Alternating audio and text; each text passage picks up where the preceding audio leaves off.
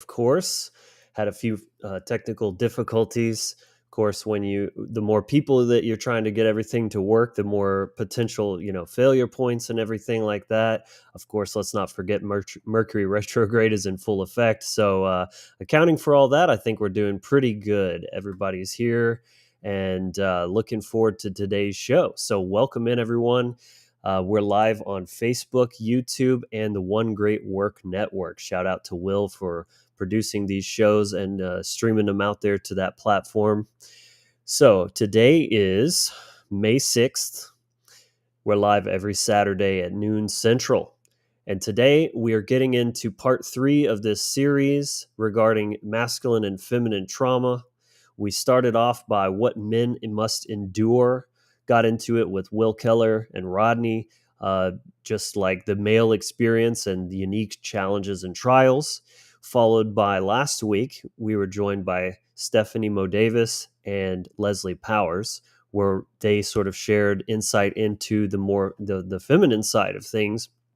And today, as you can see, we're renewing the vows. We are bridging the gap. We're healing the wounds. Metaphorically, of course, we've got a lot of work to do out there in the macro aspect of this, but that is the intention of this show, is just doing my part to try to bring light on these issues. This is a very serious problem, and it's going to get a lot worse if we don't figure this shit out. Like, end of the human species worse. You know what I'm saying? So that's why we're here. All these truth warriors are going to gather together and get into it. So big show. Shout out to everyone tuning in. Give some love down in the chat. Make some noise for that algorithm. Pump it up and drop a like real quick as well. Thank you for everyone tuning in. My name is Logan Hart. Let's go ahead and get into it.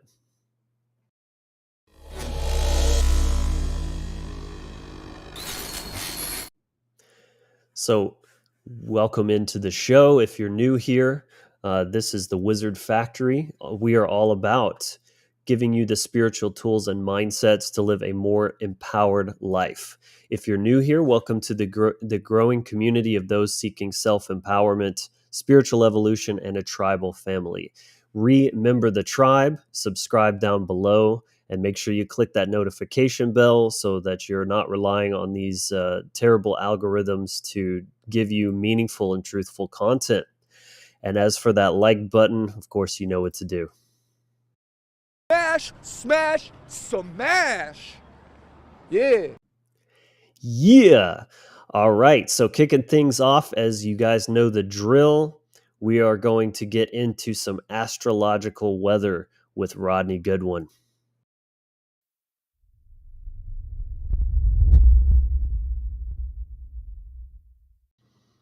Rodney, what's up, brother? How we doing today? Hey, man. It's been an intense few days with this eclipse energy. And if anyone has, major Taurus or Scorpio energy in context, the 2-8 axis is what we were dealing with in context to the full moon in Scorpio, and that was an eclipsed energy as well. So we were dealing with a lunar eclipse there.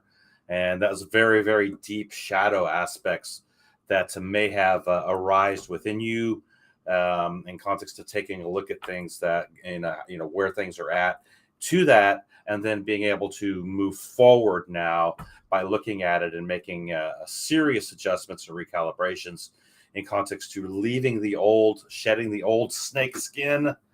You know what I'm saying? Don't tread on me. Shedding the old snake skin and then allowing the renewal to take place within us, because we are dealing with major resets right now in context to Mercury and Uranus. So, anytime the sun comes in and it does a conjunction with a planet, we call that it's called a kazami. So it's like the planet is experiencing the power of the sun within that particular energy. And so what it does is that it brings enlightenment, illumination, insight, foresight, those type of things to that particular energy. And we just had, basically what Mercury is retrograde now. And so we're dealing with a lot of chaotic trickster energy that's going on in context to that Kazami reset that just happened. and so now Mercury's retrograde, out of the sun area somewhat, but now we're in a 4-month cycle with Mercury. So it's going to take 4 months for Mercury then to come into another conjunction when it goes direct with Sun. So we're in this 4-month period now where, right now Mercury's retrograde till the 14th, and then we'll have somewhat of a shadow period in the 2 weeks after to the very first part of June. So I would recommend, not signing any contracts right now, not making any major decisions in your life that are going to affect things going forward. I would wait until things go direct with Mercury, because there's a lot of trickster energy. You know what this is called? It's called Prometheus retrograde. Anytime when the sun comes in conjunct and then it moves across, in a retrograde formation, and then sun continues to move on, Mercury continues to back up. And so what did Prometheus do? He stole the fire from Zeus to bring it to mankind, and he tricked the gods, right? So it's more Loki energy type of thing, right? It's kind of what we're dealing with. When is Mercury retrograde going to be done? The 14th of May. Okay, perfect. Yeah, and then I do have some contracts I need to sign, so come on now. yeah, and then I would let it, maybe try to go direct for a little bit before you step into anything major, in context to contracts and making choices and decisions going forward, because there can get, with this retrograde energy, in context to the trickster aspect, there can be little agendas and things that you're not seeing. That are veiled, because trickster energy is veiled, right? There's agendas there, but it's veiled. You're being tricked. It's Loki energy, Prometheus type of thing, right? That's why they call it Prometheus retrograde. So it comes into a space where you have to really internalize things, and you can get the great ideas and the great, the things that are coming to you, but to put them into action, you want to wait till Mercury actually moves direct before you actually put anything into choices. And that's just a smart thing to do, from an astrological perspective. I understand that there's certain times and you have certain deadlines and stuff that you just can't do it. You got to do it. But if you have a choice, make the choice, and let Mercury go direct, and try to get out of that shadow area, those trickster areas, So I don't know if anybody knew about that, but it's a lot of trickster energy when Mercury's retrograding, especially with Taurus right now, and that's a financial aspect. So we're dealing with money. We're dealing with what? All these different aspects to the financial realm. And so this is where things can get tricked. You can get really tested during this time period as well, in context to finances, on how you're going to actually be moral with them. And that will bring a test also in context to that trickster energy, because you were like, oh, I can get away with this. Nobody will know. It's just coming into my field. And wow, I could actually probably, pull this off, even though it's a little trickster, it's shadowy. I could probably pull it off because, nobody's really going to know. But who's going to know? You are. See, you're going to know. You're going to know that you broke cosmic principle. See? And so sometimes during these retrogrades, we get tested. And especially when it's in Taurus right now, because this is where we're dealing with finances with Taurus. So the other thing that's happening that's very, very powerful is in a few days, Sun is going to conjunct and reset the Uranus energy.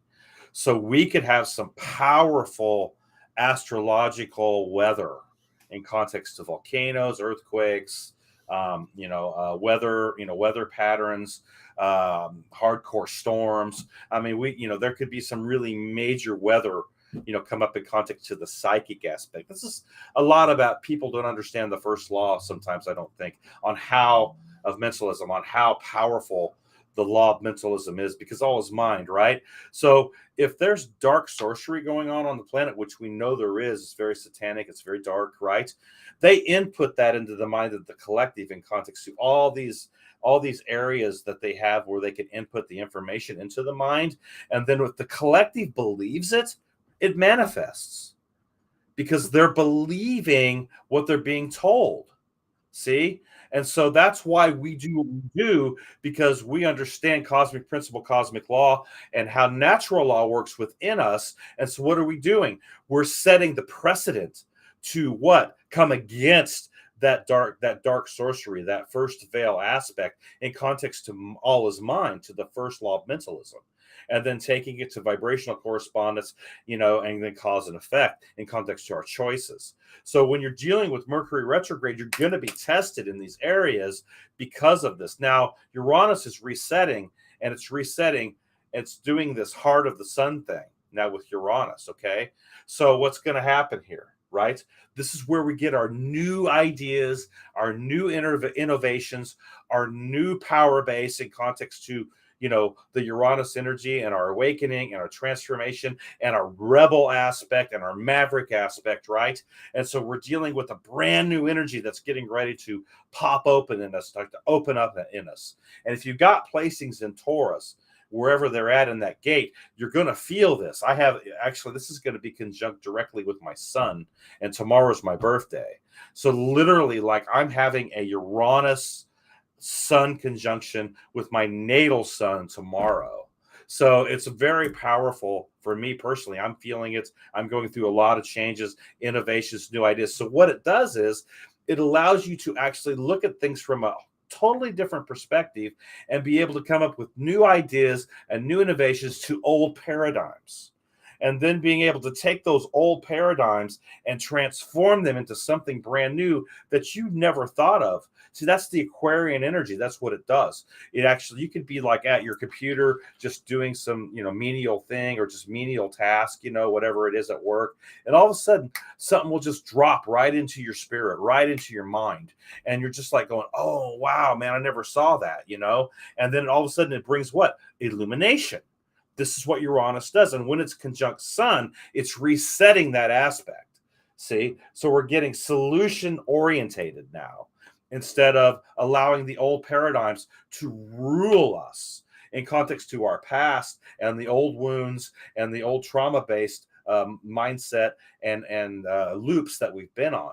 And it's going to bring an illumination to those aspects because Mercury's retrograde also in Taurus. So that's going to bring us, some understanding and understanding of the shadow aspect in context of what we need to transmute. So Mercury retrograde, Sun, and Uranus all working together in the gate of Taurus right now. And the axis of that was what? When you're looking at it, it's the 8th gate of Scorpio, right? Which is very much the shadow. And that's where the full moon came in context. So it's being able to transmute that shadow aspect into that 2-8 axis, see? Because that full moon in Scorpio was a big energy, huge energy. I mean, it felt like I was being torn apart yesterday. Like I was just being ripped apart and then put back together.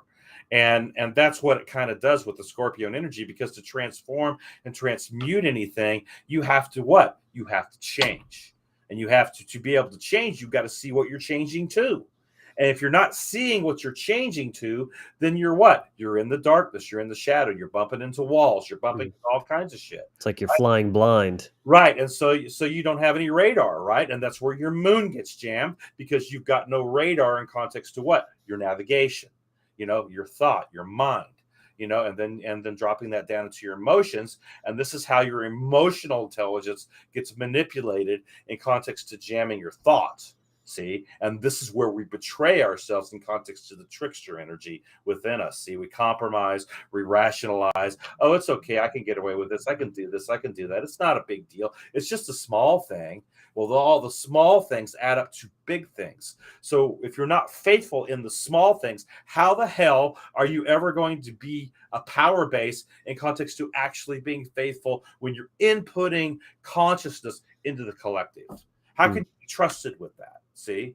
And so that's the idea of this transit, right? So it's going to bring a reset also to freedom. And this is the big reset in context to Sun, and that conjunction with Uranus, freedom to finances.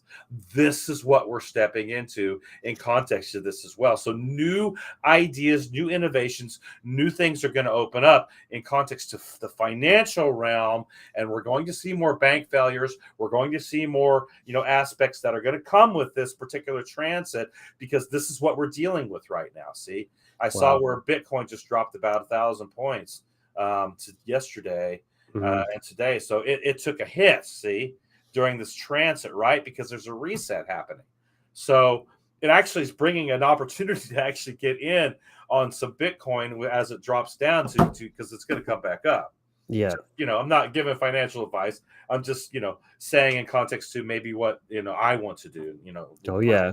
personally, My plan is to accumulate over the next like 1 to 2 years, depending on how much. I think the real big question, not to tangent too much, is how much is the macro situation actually going to affect Bitcoin and the crypto sector? Because there's like, it's a risk asset and it's been, Yeah, performing as a risk asset class. However, it's like at some point that other narrative of being the hedge against inflation, exactly. sound money, all that is going to kick in. It's just a matter of when. So like I think a recession is very likely coming, and then the real question is like, is it going to behave like a risk asset through a recession, or is it going to finally be where people start putting their money as a safe haven, basically? But anyways, that's a whole Right. other Yeah. Yeah. topic. Yeah. And we can get into all the different aspects and the chess moves that countries are making in context to the dollar and all that shit Yeah, that's yeah, going on.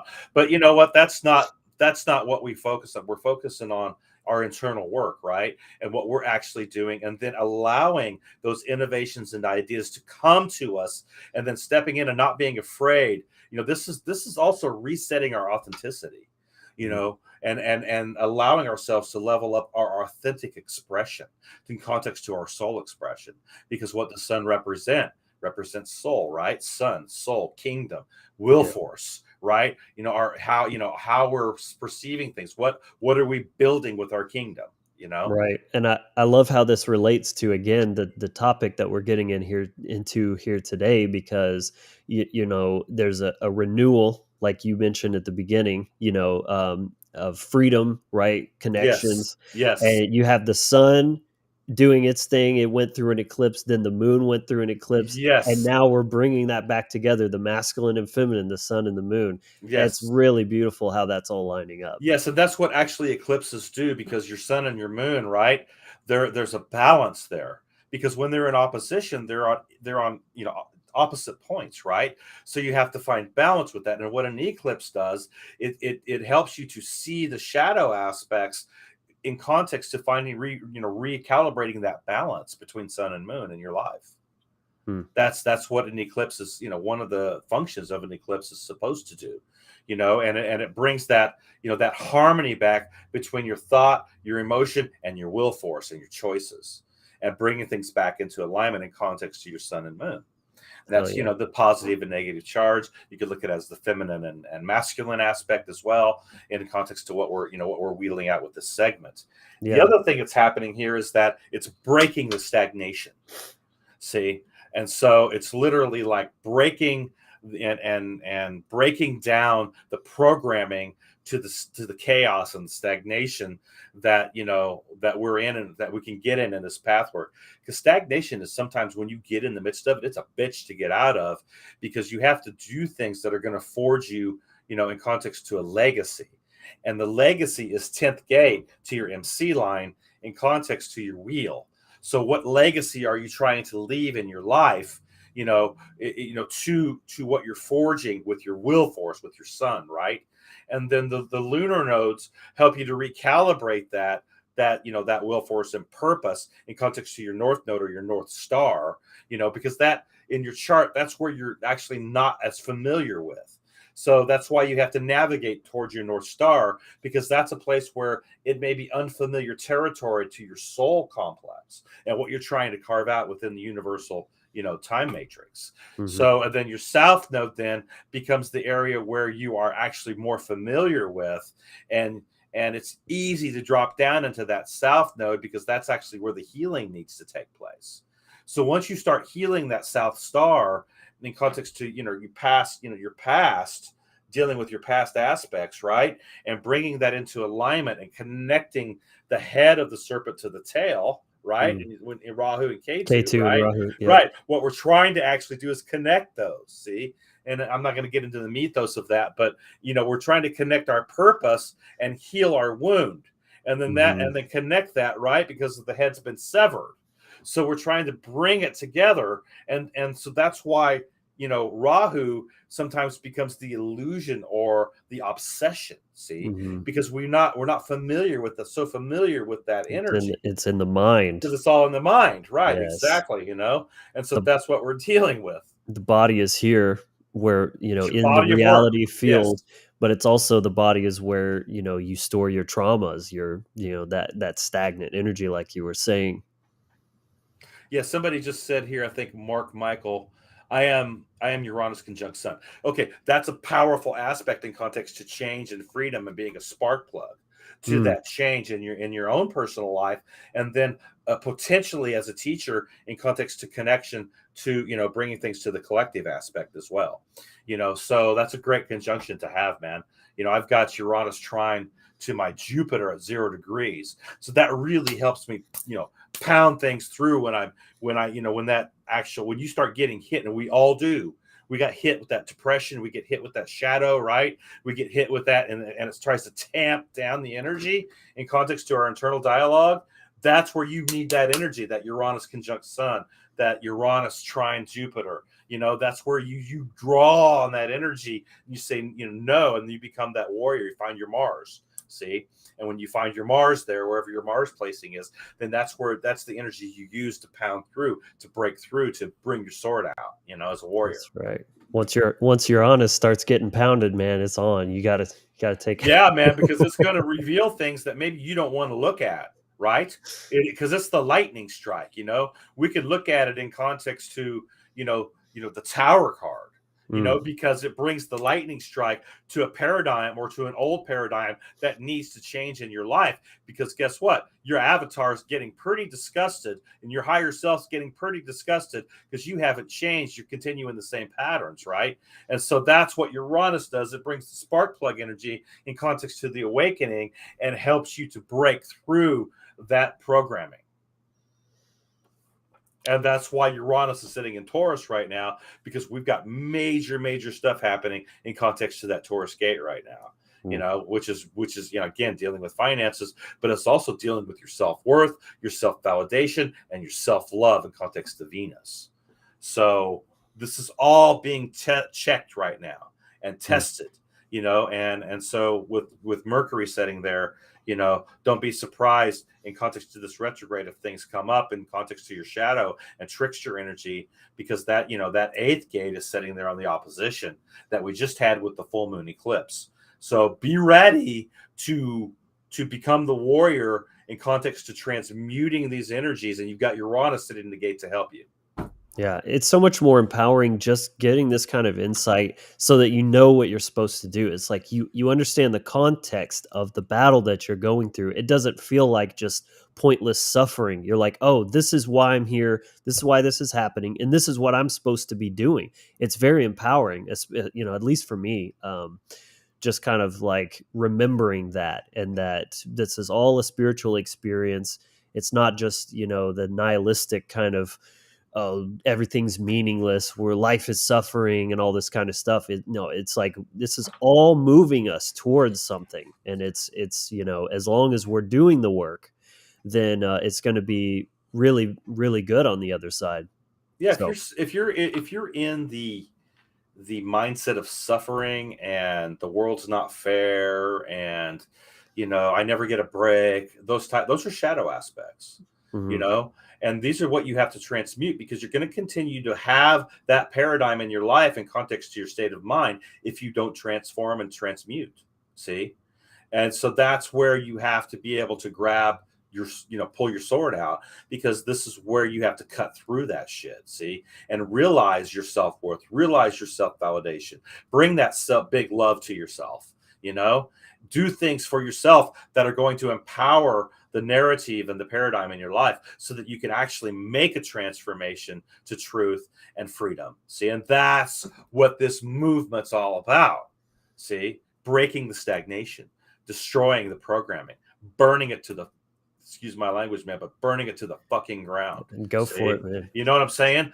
That's what I'm talking about. And you have to be able then to bring the phoenix rising out of those ashes, and out of those ambers, and out of those coals, so that you are screaming with when you take flight in context to the eagle or the aspect of the phoenix when you rise out of those ashes. Right, just like Odin screamed as he Yes, took up the runes. that's right, exactly, man, because he pulled them from Ganunagap, see, Right, out of the womb of creation, absolutely. you know. Rodney, always powerful stuff, man. Thank you for gifting us with your wisdom and insights. Quickly tell people where they can find you. Yeah, transit readings are my forte. But I do rune readings, I do tarot readings, I do nine world readings, I do counseling. I got a Saturn reading. I mean, you can go to my website at hardcoreproductions.com. You can hit me up at hardcoreproductions9@gmail.com. Go to my Facebook page. You can actually book a session on my Facebook page at Hardcore Productions. You can hit me up on Rodney Goodwin at Messenger, and my link tree link to the link tree is in the Description box down description below. below. Yeah, Yeah, definitely hit him up.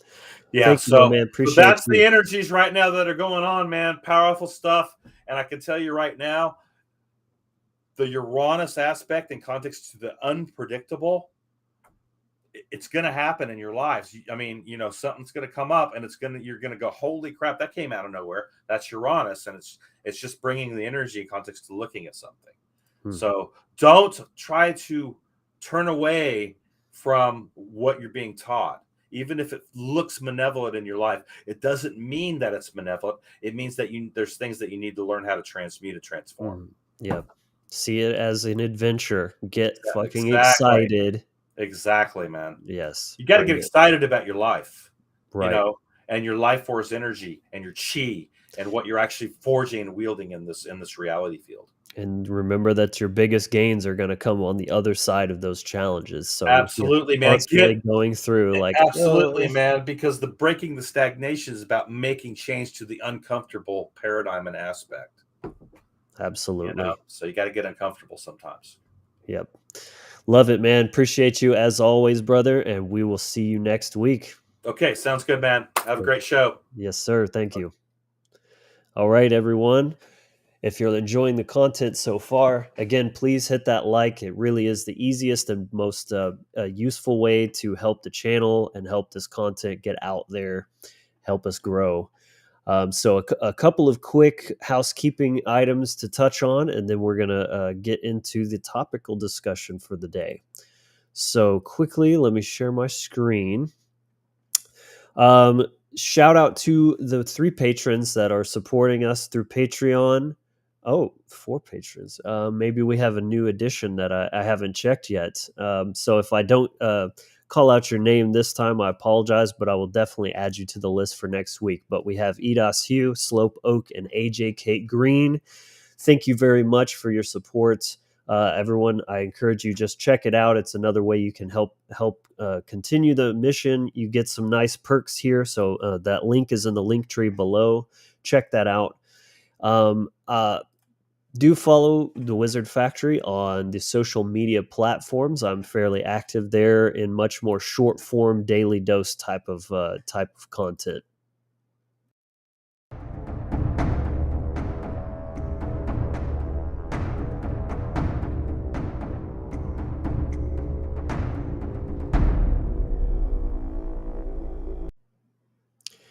And if you have not yet, I highly recommend and encourage you to check out my free initiation package, and I'll explain that here in the. Hey guys, hope you're enjoying the episode so far. I just want to take a quick moment to offer you a special gift. It's the free initiation package download. This is a free download package that includes the Toolbox mini course. I created this package to equip you with all of the essential tools you need for any type of energetic or magical practice for anyone serious about their spiritual development.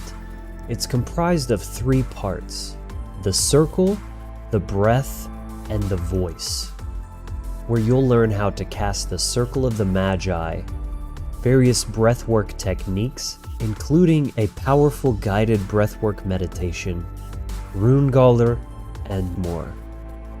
You'll also get access to the Inner Sanctum, our private Facebook group and Discord server, as well as some Wizard Factory wallpapers for desktop and mobile, all for free. And for those who've already seen this course, I'm happy to announce that this is a brand new remake with better production and even more information. You can find the link to get yours in the description below. So check it out and let's get back to the content.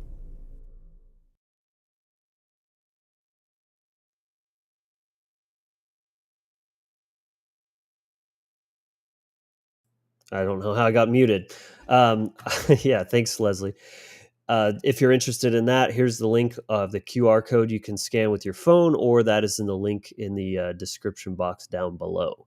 And one last thing, if anyone has not checked out the One Great Work Network, I'm trying to get better about talking about this more often. It's a platform that I'm on, but as well as many other, I don't know what they're up to, but at least several dozen content creators put together by Mark Passio, all under kind of one banner, one platform for the mission of spreading natural law. It's totally free. There's a constant live feed. There's all the different creators you can check out.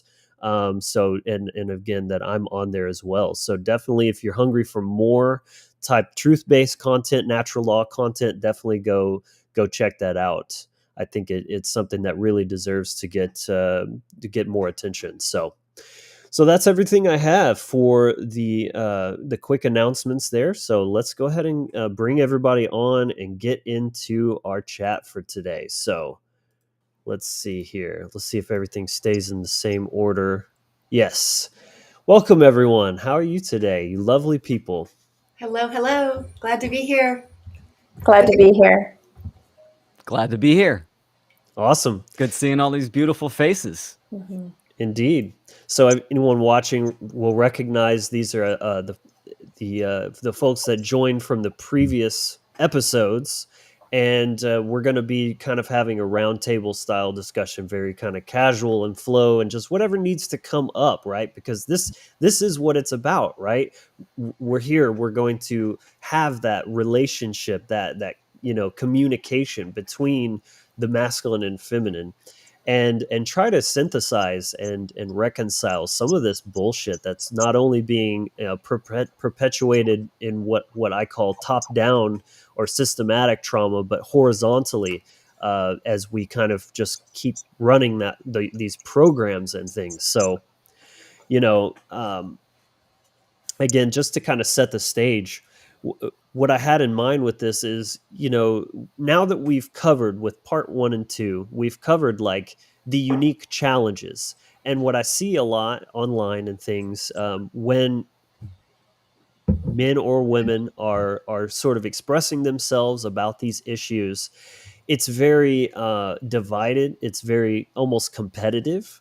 It's like what I like to call the victim Olympics, where everyone's sort of competing for who's more oppressed, who has it worse, and all this. So again, that's kind of what gave me the idea for this 3-part series. Is like, let's give both sides a turn to express those unique challenges, and then let's have a conversation about that and try to reconcile and shift that divided us against them mindset into like, I see you, I feel that those challenges that you go through, and I don't understand, like, we have our own challenges, you have your own challenges, and rather than use those as weapons against each other, how about using it to empathize and respect, like, that we don't truly understand that aspect, and that we all have our own shit to deal with, and us being at such war with each other is only making it worse. It's not helping anything. I mean, it's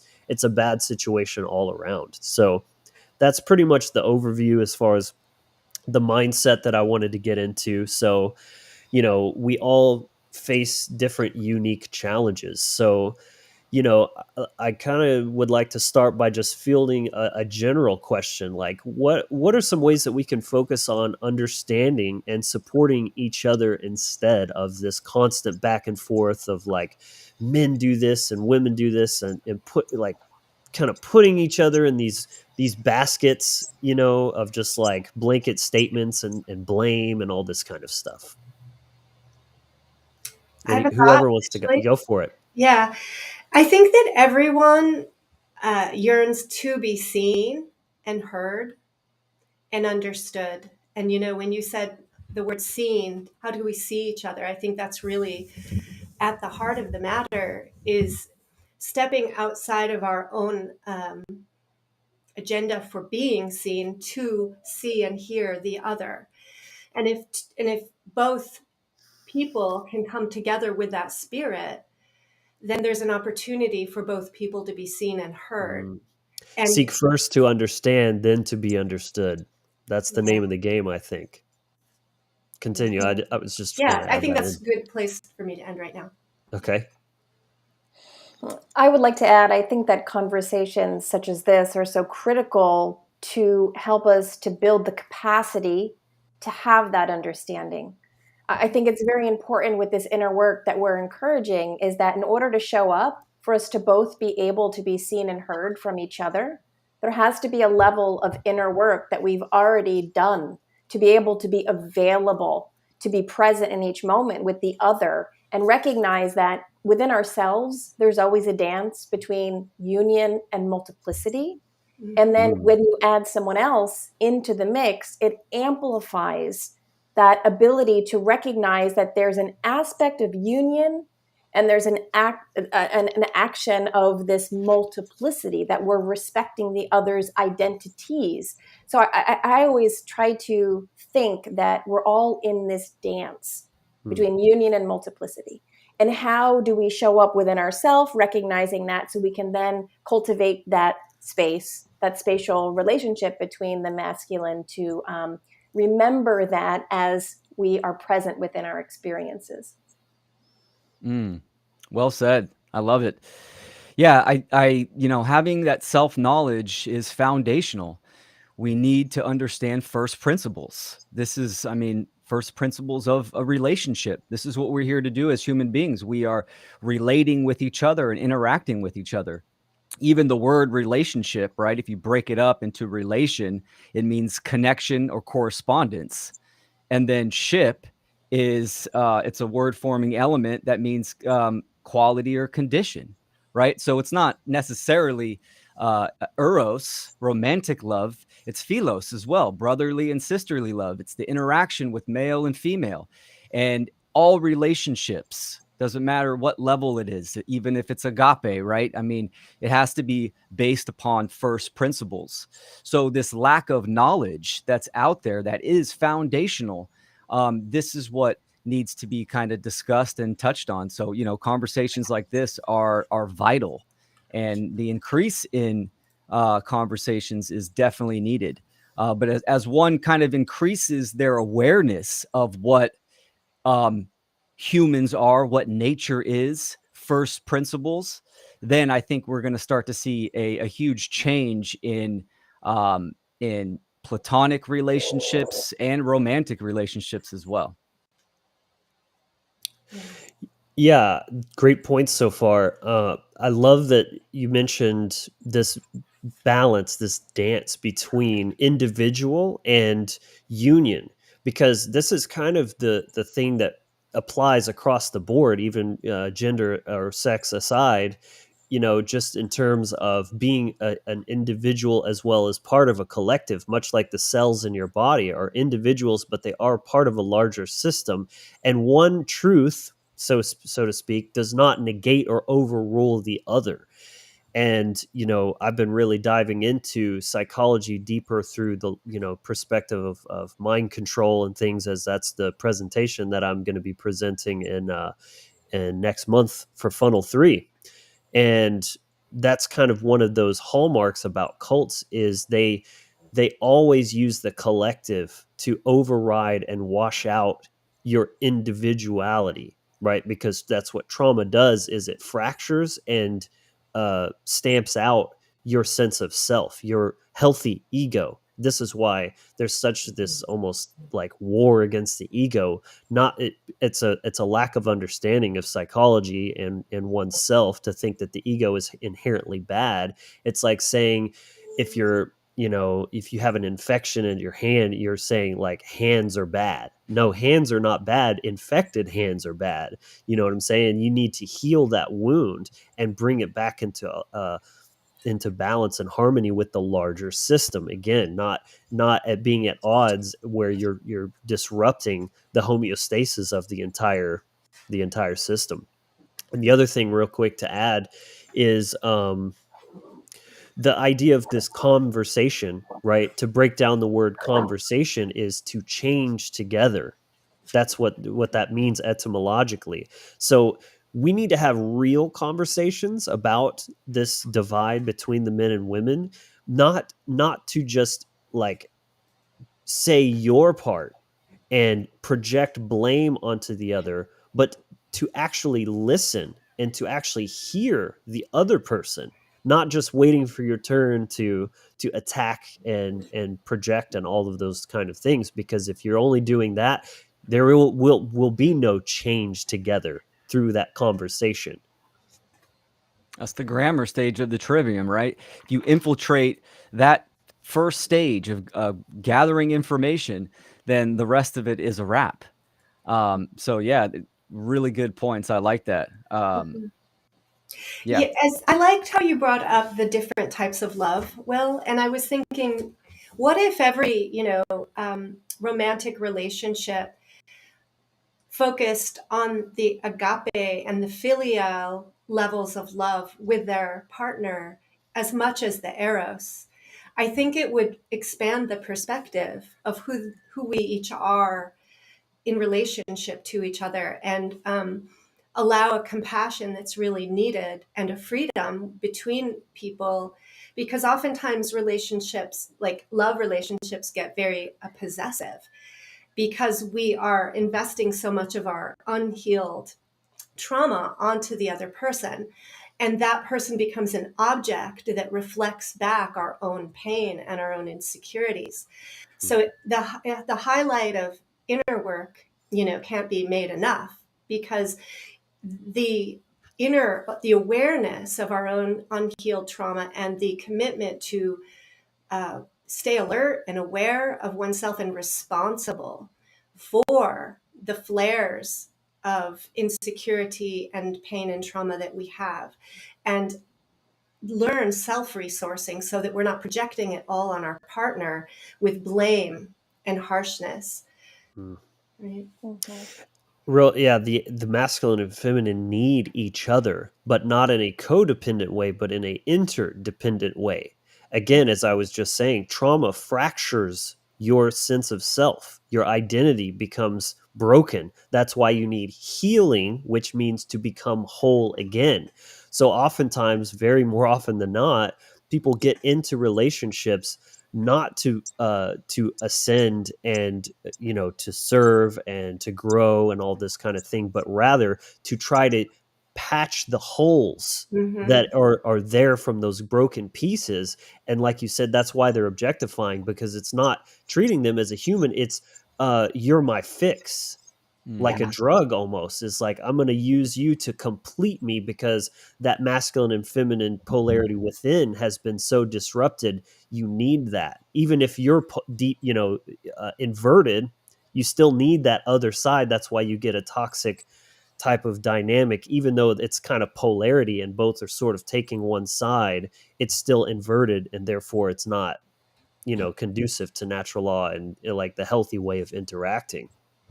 Absolutely. It would be ideal, from what I can feel into, if we had the opportunity and availability to begin relationships from a spiritual perspective. And in fact, I've had this opportunity in my life, and it was so foreign to the how we function as a culture and within our society that it actually appeared wrong and confusing, because it was a complete inversion, but felt like the healthy inversion, but in the world was going against the grain of how we're normally taught and conditioned. And like Leslie was saying, the fact that, we, all of us have work to do, it's easy for us to get emotionally hijacked. So the powers that be, the social engineers, know how to keep us suppressed out of the spiritual nature, because that is our true power. And especially when you start unifying the correct couples who have the ability to navigate relationship where they can go through the whole pattern, meaning that a couple who is divinely paired, who's able to go through harmony, through disharmony, not get stuck in disharmony and project upon each other, but to move into repair and then back into harmony. This creates, we all know this creates power. And if people are wielding that power appropriately, you can't deny a shift in how we operate the world. So this sort of information is so important for me. I always feel like most of you often reiterate is the deep need for the self-work. So you can start to show up and be available to, number one, align with your correct beloved. Because sometimes you just cannot get back into repair and harmony again. And then you start projecting, or you're lying, or things start to fragment within the actual connection. So the first thing we need to do is, when we're ready to move out into the world with partnership, is make sure that we're rightly aligned. And that's going to take time and practice. But I don't know about you all, but I'm starting to be able to pick up on resonance very quickly now, whether or not someone else would be on the same vibrational wavelength as me, even though we were vastly different. So I'm starting to attune quicker to who is healthy for me and who do I not need to necessarily be around. So I think just this perspective and demonstrating within the world ways in which we start to see people in more of a spiritual perspective over a matter-based physical perspective. If we could somehow come together and start to normalize this in culture would have no other option but to adjust to that. There would have to be change if we rose up and demonstrated that and said we no longer operate this way, the way in which certain social engineers or companies make money off of this victim mentality. Things would have to somehow shift. And I don't know what that looks like in the long run. But from my point of view, Leslie, as you were saying, if we could start addressing people from multiple dimensions. Again, healing is becoming multidimensional, and being able to be available in different dimensions with different people and still coming from a source of love, and not having yourself getting emotionally hijacked when somebody on a lower vibration is not necessarily vibing with you. The people who have done this work, I believe, need to master the ability to not get hijacked no matter where anybody's at.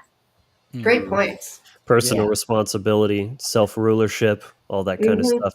And I think it's astounding that we even have to say that a relationship should be approached as spiritual, like with a spiritual mindset, because like the fact that there's anything other than that is truly mind-blowing. That you have like that even being a spiritual person is like a thing, right? Whether you know it or not, by your very existence, you're a spiritual being. And if you don't think that, or you don't identify that, that just means you're very detached from yourself. You don't understand who you are or why you're here. And this just, again, really highlights the general lack of knowledge, lack of understanding of the occult, which is knowledge of self and knowledge of natural law. And these, especially in this context, the dynamics of gender and polarity, because you first have to master your internal polarity, and then that, by law of correspondence, projects outwards.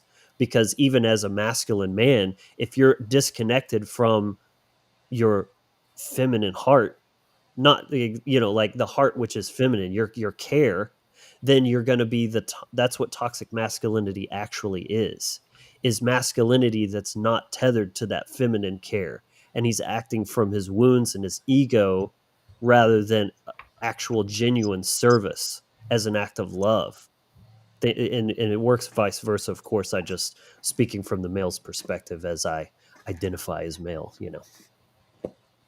Yeah, I love what all you guys are saying. And Stephanie, I really agree with that. We need, and this is very much an animistic approach, being able to discern and read energy from all types of people on different levels, right? I mean, especially if someone is communicating knowledge and self-development, right? We need to be able to, communication is vital, right? But comprehension is key. Like, you have to have a comprehension of the knowledge you're trying to convey, but also take into consideration the receiver's ability to comprehend. So reading this energy is really valuable, discernment and versatility in our communication skills. Healing is huge. And I really love last episode that you guys touched on the family dynamic, because I think this is vital. Any topic when it comes to self-development, healing, freedom, truth, it definitely has a root in the family dynamic. This is where I see the structure is. Now we have to be honest with ourselves and understand that the majority of people, the norm nowadays, is in a co-parenting situation. So there's initiative, there's communication, there's all kinds of things. Even someone doing the shadow work as an adult should take that into consideration, that there's healing that needs to be done even with their own parents at whatever age they're at. And that is part of the deep shadow work of, really diving into that deep psychology of the anima and animus, because as a child in the formative years, we're setting the template for male and female relations, right? The relationship that a daughter has with her father Mhm. and son with his mother. I mean, this is going to set the tempo for relationships. So really important to kind of, even as an adult, when doing the shadow work, which is a constant journey, to take that in consideration and pursue that, the healing within their own family. Yeah, really good point. Well, yeah, it brings up to a lot of points that a few that I want to highlight. One is that there are skills involved in this healing work, and that skills that we're not typically taught as children, unless we're really lucky and have really aware, conscious parents, who are very intentional and have done their work. Oftentimes we're whisked through life without a lot of emotional intelligence being consciously taught to us. So we're figuring it out as we go. And we're also being born into families where there's a lot of ancestral trauma, and we are going to be interacting and learning from our own parents' imperfections and the level of their consciousness. So as we go forward and we talk about this shadow work, and what's hard about it is that our trauma creates the blind spots within us, and we don't see what we don't know is there. And I recently had a pretty profound kind of deepening of my own healing to become even more acutely aware of the childhood wound that I have been covering up throughout my life. And I'm seeing the very deep connections to that wound, to the patterns of my relationships in my life and the chaos of the relationships of my life. And so it's very profound, right? How we don't know what we don't know, and yet we know there's stuff we don't know.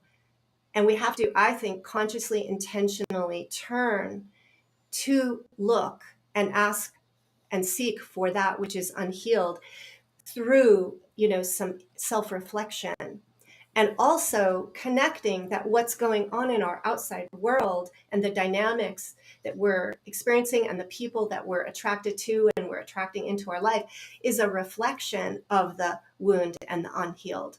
So we're given information all the time for us to process and heal, but I think our lives are so fast paced that with that fast pace, we're just operating automatically on autopilot, and we're not often taking the necessary time to do this work. So my big learning is the fast pace of life is a barrier. We need to take time, even if it's small doses every day, to look within, to be honest with ourselves. So the honesty within is first and foremost, and then equally important is the honesty with each other. And that may mean that we look and say, oh shit, like my decisions have created a train wreck, and I didn't even know myself, and I made all these decisions that have had like implications in life, and like here we are. What do we do? Trying to be loyal, but also realizing that maybe we weren't being loyal to ourselves.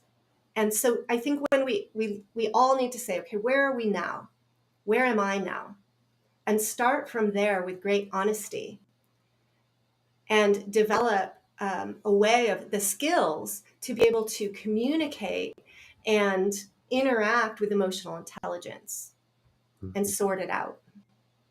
Hmm. Absolutely. Beautiful, Leslie.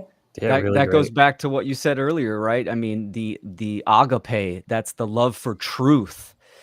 And it's interesting, if you probably did a survey out on the street and you had people, prioritize, give me the top 5 things in your life that's most important.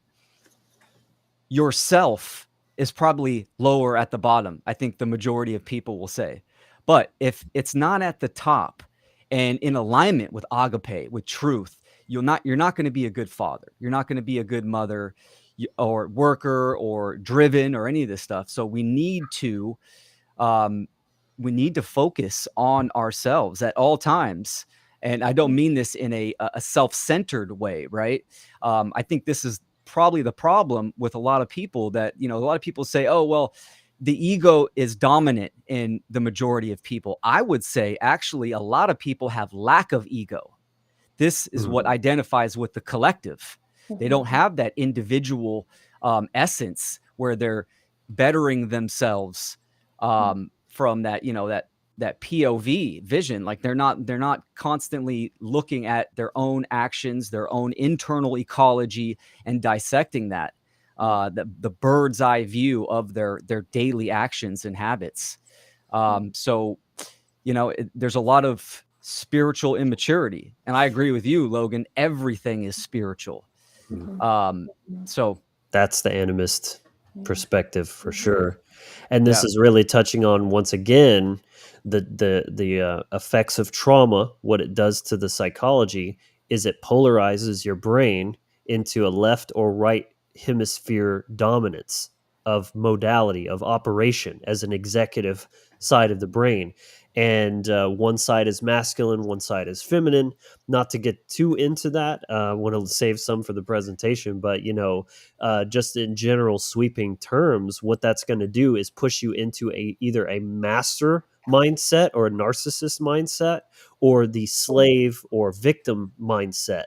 And it leads to either an overinflated sense of ego and self-centeredness, or a like selfless, like borderless, right? The feminine, the sort of doormat archetype of the feminine, where like can't say no, always puts others first, right? No boundaries, things like that.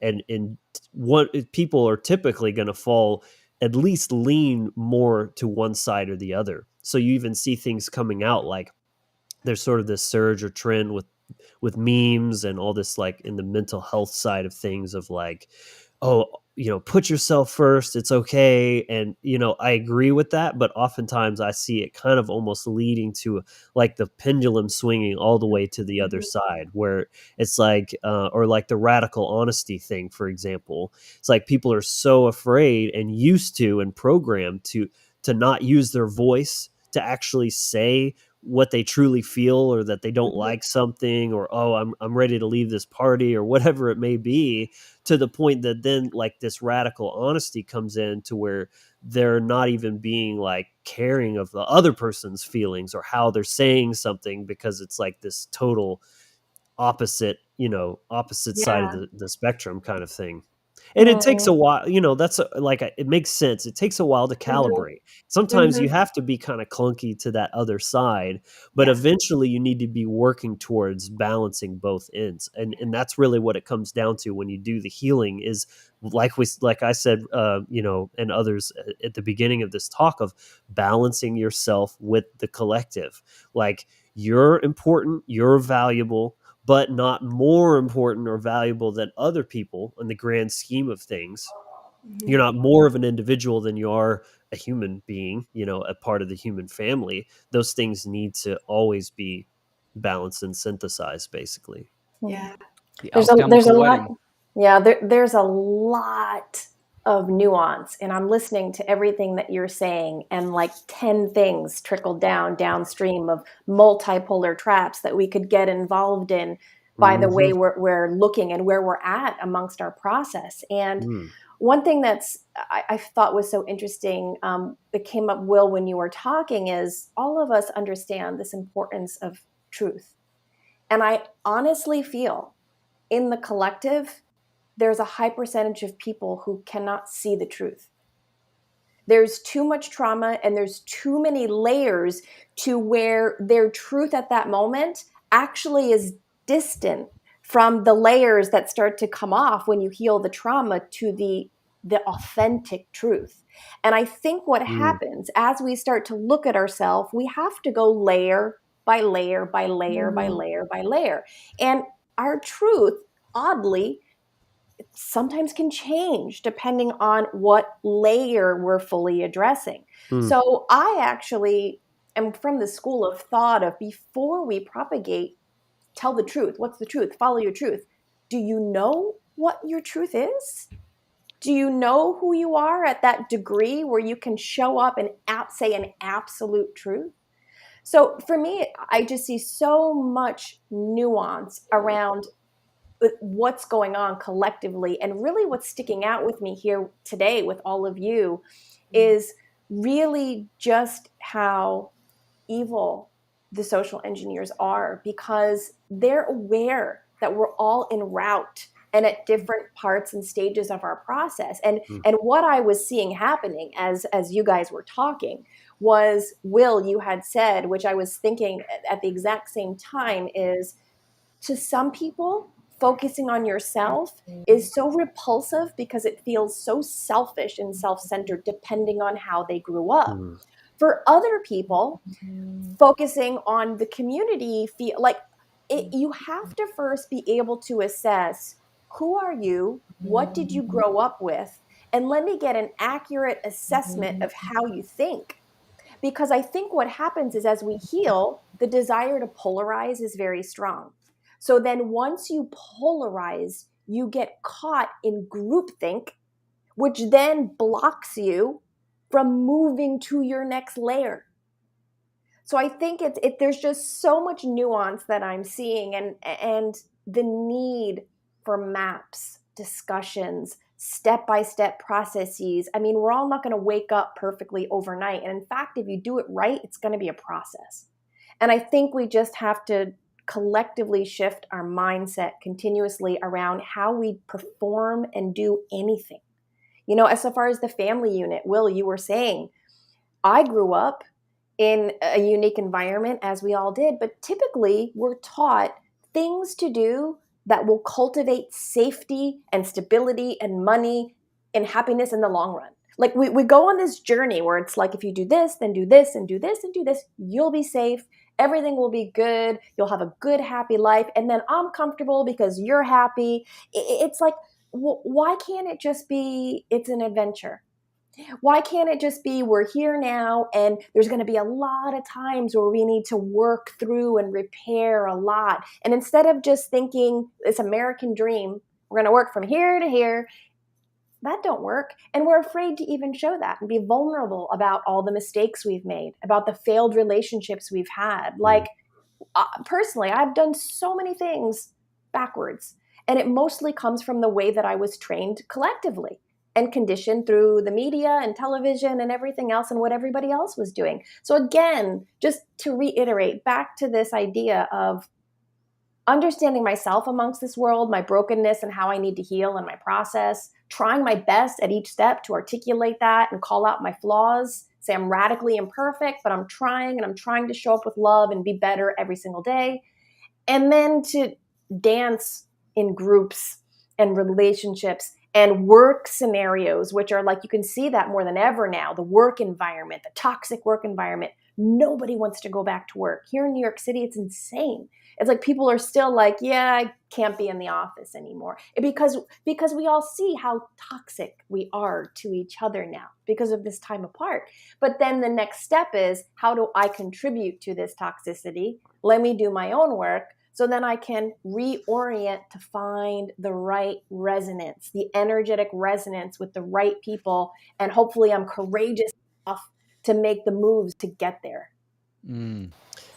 Yeah, the nuance is so important, but that's why the journey never stops. And it's so crazy because most people are like in the full on just binary like state of imbalance. They haven't got past stage one of even moving the needle back towards that other or direction.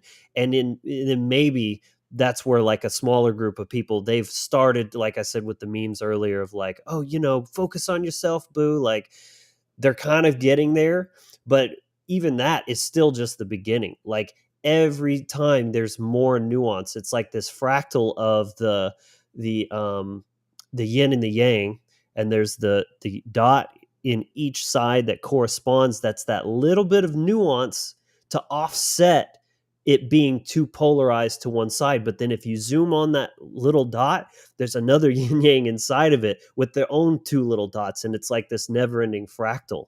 So, Mhm. I just wanted to add that because, yeah, that's why the journey never stops. And most people literally haven't even taken the first step, because if all people are doing is acting out of their own trauma subconsciously, guess what that's doing? You're further traumatizing everyone else, and you're just keeping it all perpetuating. And that's what I call horizontal trauma.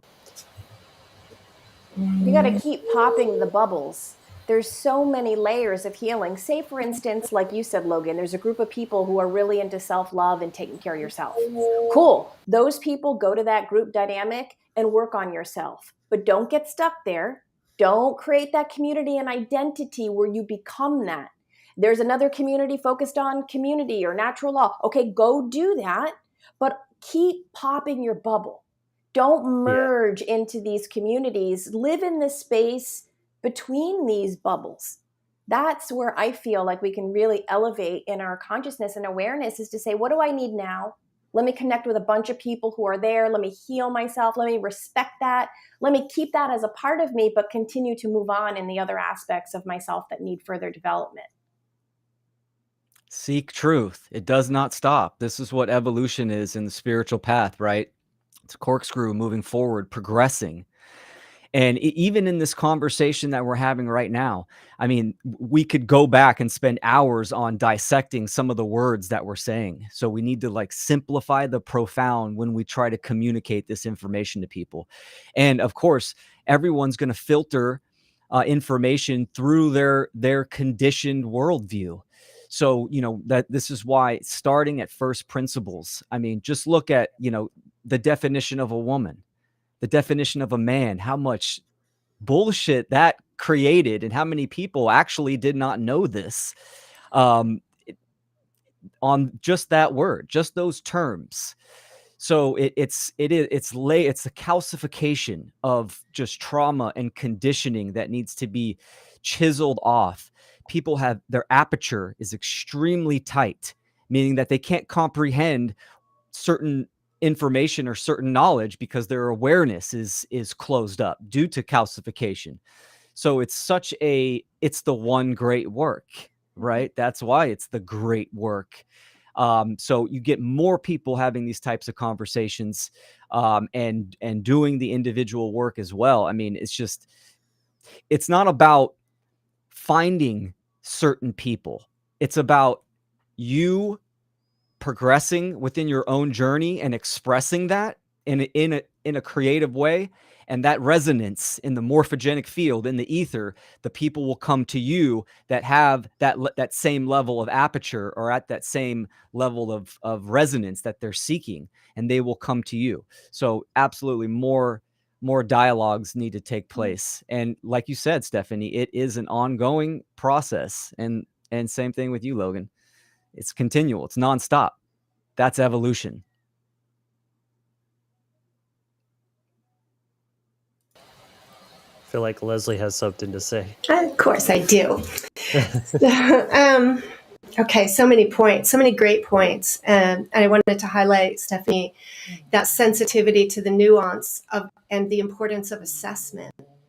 That we all are we're unique, and our experience and where we stand today is going to be very unique to ourselves. And the first step is to look within and to look at our lives and to assess. And that's where I see the focus on self as being a thread that is important that we have, in that we hold on to the awareness of ourself and what's happening within us, and awareness of the context that we're in, and awareness of the people, and with sensitivity to their unique dynamics, and maybe a curiosity to understand what's going on and ask questions first, right, before we make assumptions, and to create that mapping. And so in the psychological healing work that I do with people, as a clinical social worker, I do work with people on creating a map of their own psychology, of their own selves. And then in social work, they talk about eco maps and mapping our relationship to our environment and the people within it. So there's all these layers, right, for us to explore and uncover. So the focus on self really is about awareness, honesty, and recognizing that if one person is important, we're all important, and that all our rights are equal, and that we have, in a way, we have a right to do what we want to do with our own body, as long as we're not hurting other people. But if we love ourselves, which I think ultimately is essential, if we can learn to love others, then protecting ourselves and not allowing ourselves to perpetuate dysfunctional relational patterns is important. There's a need through that awareness to be able to say, I will not continue on this path. Now, my other point around this polarity. So if we think about the line of polarity and the extremes on either side, it's very normal when we're lost. We don't really know who we are, where we are, and we have to try on a new thing. So let's say I'm a woman who's been very passive, I've sacrificed myself, and I've not developed a comfort with assertive communication. And I am trying to figure out, and I'm realizing, oh my gosh, I've sacrificed myself too much, and I need to, or I've tolerated too much, and it's time now for me to take care of myself and set a boundary. My first boundaries, my experimentation with setting those boundaries may really involve overshooting center. How am I going to know what that feels like if I don't experience on a more extreme level what it means to speak up for myself? So my first efforts at speaking up may be more extreme. They may be more aggressive, and that may bring a pushback on the other end. So there's a lot of adjustments, I think, that we make. And I wanted to normalize that process of, if we want to understand another's perspective, we need to be able to step out of wherever we're at on that continuum of polarity and perhaps try on the other side, the other extreme perspective, to actually step in with empathy and compassion to feel that other person's experience, to then understand the range of polarity, and then with the proper assessment know where to go on that range. I don't know if that makes sense. We don't want to be rigid. We want to have Yeah. flexibility based on reality, what's happening in each individual moment in time and in dynamic among people. This is where conversations come in, because it's like you have to first find yourself, like, okay, where do I feel like my boundary should be, putting that out there, and then being open to feedback. And that's going to tell you a lot about the other person as well.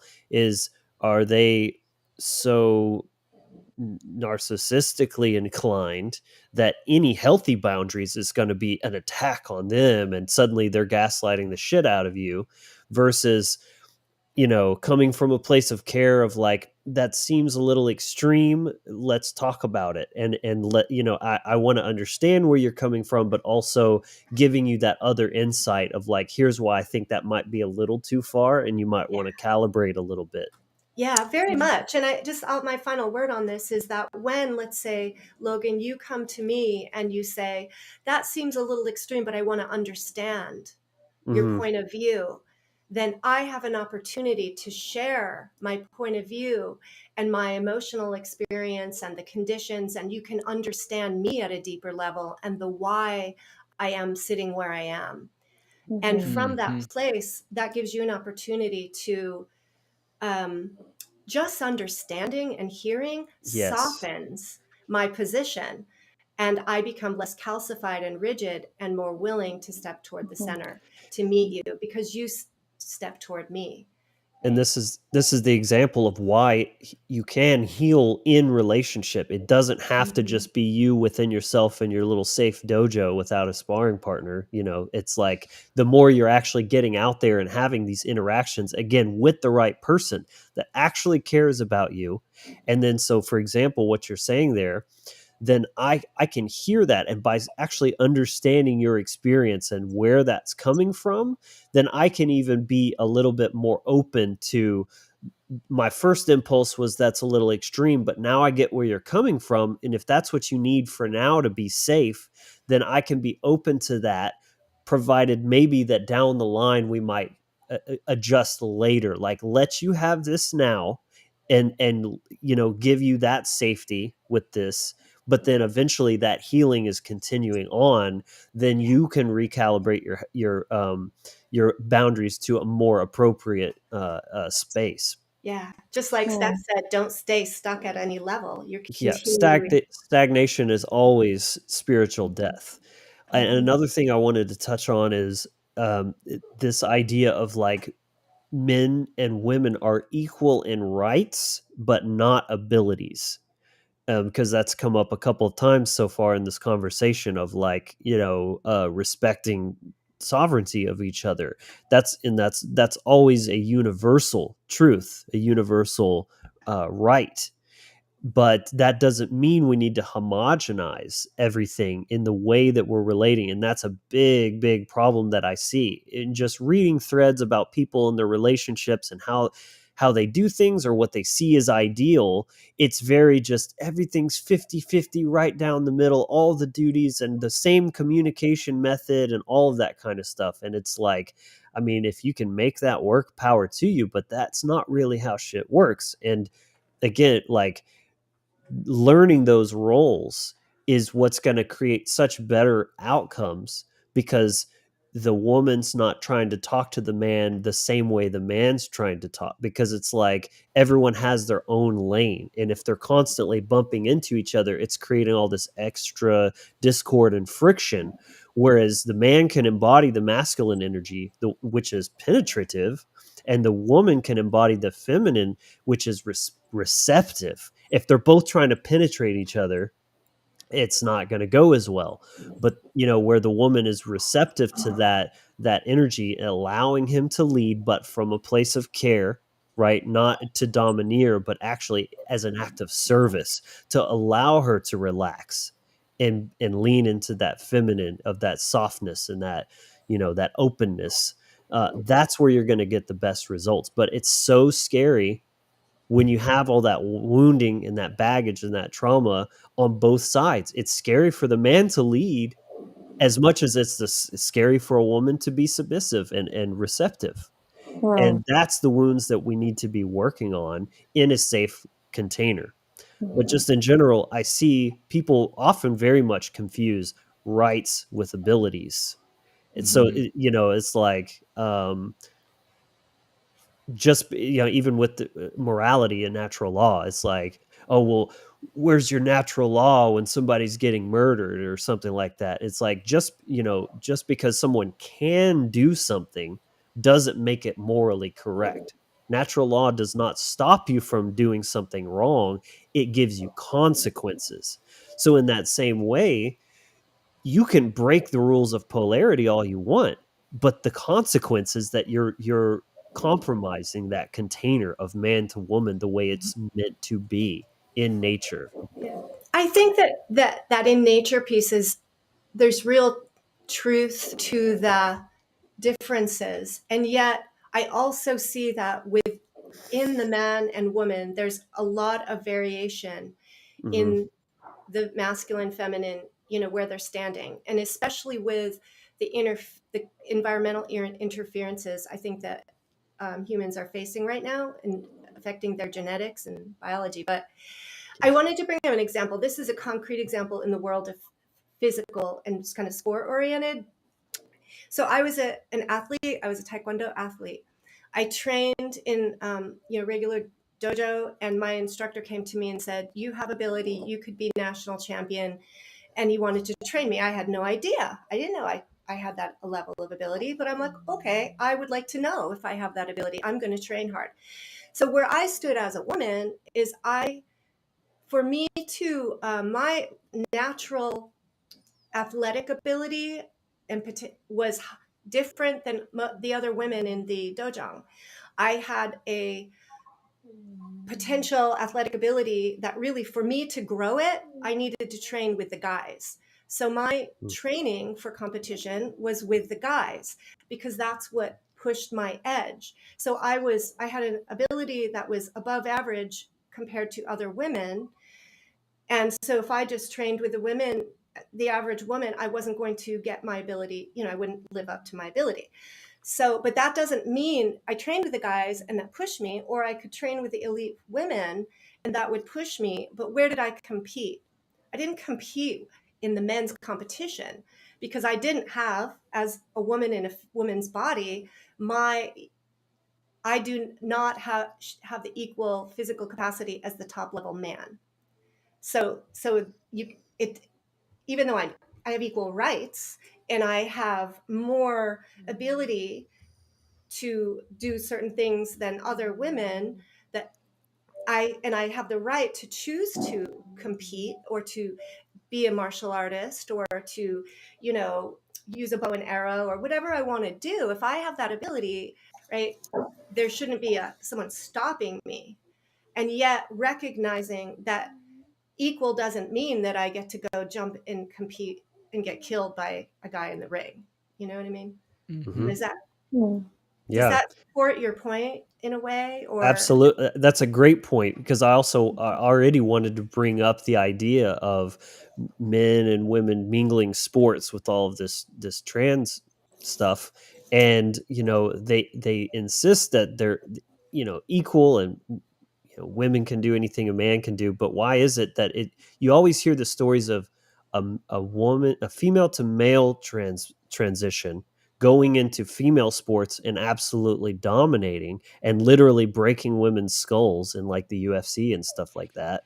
But you don't hear the other side of it. You don't hear a woman transitioning to male, going into male sports and completely dominating, because it ain't That's because happening. exactly, because that's like a brick wall of truth in nature, right? It Exactly. ain't gonna happen. So it has to be, it's inverted. It all comes down to the inversion of nature. I mean, absolutely. And I think a lot of people inherently, that voice, we call it conscious, that voice of creation that's in us, it's deafened uh, um, by a lot of people. But we know that you can't have football league, a male football league, and throw a woman in there and have her play as a linebacker. And it's just not going to happen, right? Exactly what you were saying, Logan. A lot of people know this. So there's a deliberate attack by the social engineers. And it's just crazy what level they will take it to. And that attack on the feminine has extreme significance for just what it represents, care, and even looking at nature as a teacher, as an animist, right? It's like we understand that you have to have a man and a woman to create a child. If you disagree with that, then you are under mind control, right? It's not about being at certain levels of understanding. This is a truth that you can discover. Even looking at masculine and feminine as the elements, right? You have women, which the feminine essence is water and earth, right? Water is fluid, takes the shape of the container. Earth is what? A substrate for creation. It grows from the Mm-hmm. earth. You plant your seed in it. Yeah. That's the man. The man is air and fire. Air blows seeds. Fire actually vitalizes the earth and makes it, ready for seed, and kind of vitalizes the substrate of creation. So there's all of these examples that we can learn, and to me, this is just like arsenal of information. So when you're talking to someone, bring it back to what Leslie said, right? I mean, just by asking a few questions, you can really see what level someone is kind of at. I'm really big on the Socratic method. And then you have kind of your trajectory of where you're going to, what you're going to talk about and the information. So the reality is objective. All right. We're all living in one reality. It's not multiple realities. That's perception in the mind. We all can look at the sun and agree that's the sun. We can look at the moon and agree that's the moon. Right. So we can pull objective, singular, independent truth from our experiences in the natural world. And this is extremely powerful. But the social engineers, they understand this, and this is where the inversion takes place, right at that grammar stage. I'd love to respond to this, Will, because this is something that I've faced within myself and struggled with a little bit at times, is that I actually believe, this is going to sound controversial, but let me explain myself, that there's a shadow side to objective and subjective reality. And how I've experienced that actually is through the lens of the medical field. Because me as a long-term patient, if I just aligned with the objectivity of scientism, I would have never been able to come with my subjective experience of natural law and healing holistically in that objective system. So I think that, yes, there's clearly a realm where this is objective, this is the truth, no question about that. But when somebody is usurping objectivity to their own benefit and not letting my holistic experience come into that realm, then I think there is a usefulness for non-traumatized subjective experience. Does that make sense? Yeah, it's ironically the masculine and feminine aspects. I see objectivity as masculine, subjectivity as feminine, because it's, Yes. truth and It's just another is way to what it look is at it. versus actual experience, embodiment, kind of all of that. And yes, just like masculine and feminine, those two have to go together. Truth is what it is, and that's the external part. When when truth becomes internalized, it's not truth so much as it's knowledge. That's where I like to differentiate those things. It's like knowledge is something human. Truth doesn't care what you know or don't know or think you know or believe. That's all irrelevant to what is. And your job is to align your perception subjectively. There's no other approach you can have as a human being, have an experience, than a subjective experience, aligning that as close as you humanly can to the objective truth. And there's always going to be a layer of subjectivity to that. Because again, truth is the singular thing, but yet there's infinite perspectives, and no one perspective is going to be 100% the unequivocal truth, because that's just your experience, your knowledge. Even if it's knowledge and true, it's not the truth. Nothing we can ever have it is the truth, other than just our very being. Like, we are truth, but when it comes to the mental realm, there's only that layer of that mixture of objectivity and subjectivity. And there's more than one path to truth as well, right? It's like, you want to ferment some vegetables. Well, there's no one right way to do it. It's all about the outcome. But see, that's the vegetables are the truth. Your idea about fermenting things, that's not the truth. It could be a truth, and it could have truth to it. But that's where you get into kind of like more nitty gritty about like truth just is its reality itself. And then you can, like, have layers of truth based on specificity. Is it, a building? Is it a house? Is it a red house? What size is it? Those all add to the truthfulness of a statement, but the house didn't change based on how you described it. And Yeah, yet go ahead, Leslie. you might have the subjective, I would see, is like the decorations and the color schemes and the things that we use to beautify our experience. Almost like the fermentation is the subjective. It's the way that it's being created, and affected by us, our interaction with this object, right? I Through think our one thing subjective self. Yeah, I think one thing to clarify in our community with objective reality is that absolutely that's true. But there's a lot of systems that exist, almost all of our systems in this unhealthy culture that have operated from their objective reality, which might not be the whole. So Yes. there is this, if Compartmentalization almost of truth. and then I Partial think what truth. partial truth, and then I think what happens is, let's use the medical system at large, is that they've got an objective truth of their ways and scientism, and they're not going to let in the healthy integrated subjectivity feminine in, because they know that's threatening, because then they would have to re-equalize.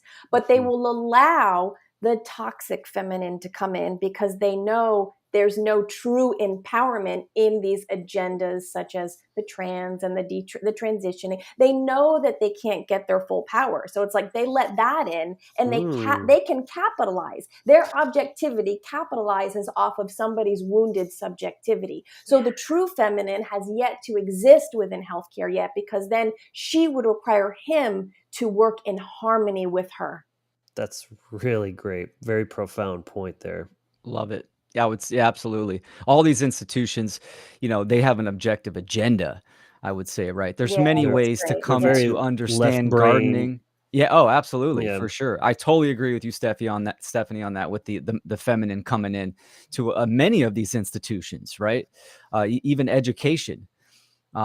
So, Hillary. um, The what'd you say? toxic I said Hillary. Hillary. The toxic feminine entering like political Will, thank you Yeah, for ideas. for sure. clearing that up for me, because watching Mark's work, your work, this community's work, the objective reality is so drilled into everybody's heads. Mhm. But I was experiencing something that felt, I was like, wait, this something, if I just lean into the objectivity within my work in healthcare, I'm one of them. Like that there was more to the story. And I just think that it's really important that we understand how toxic objectivity, or the agenda, like you said, the objective agenda usurps the feminine, and then Mm. they use the toxic feminine, the wounded feminine, who's confused about their sexuality and gender and identity because they haven't done their trauma work, and they invite them into the system, Mm.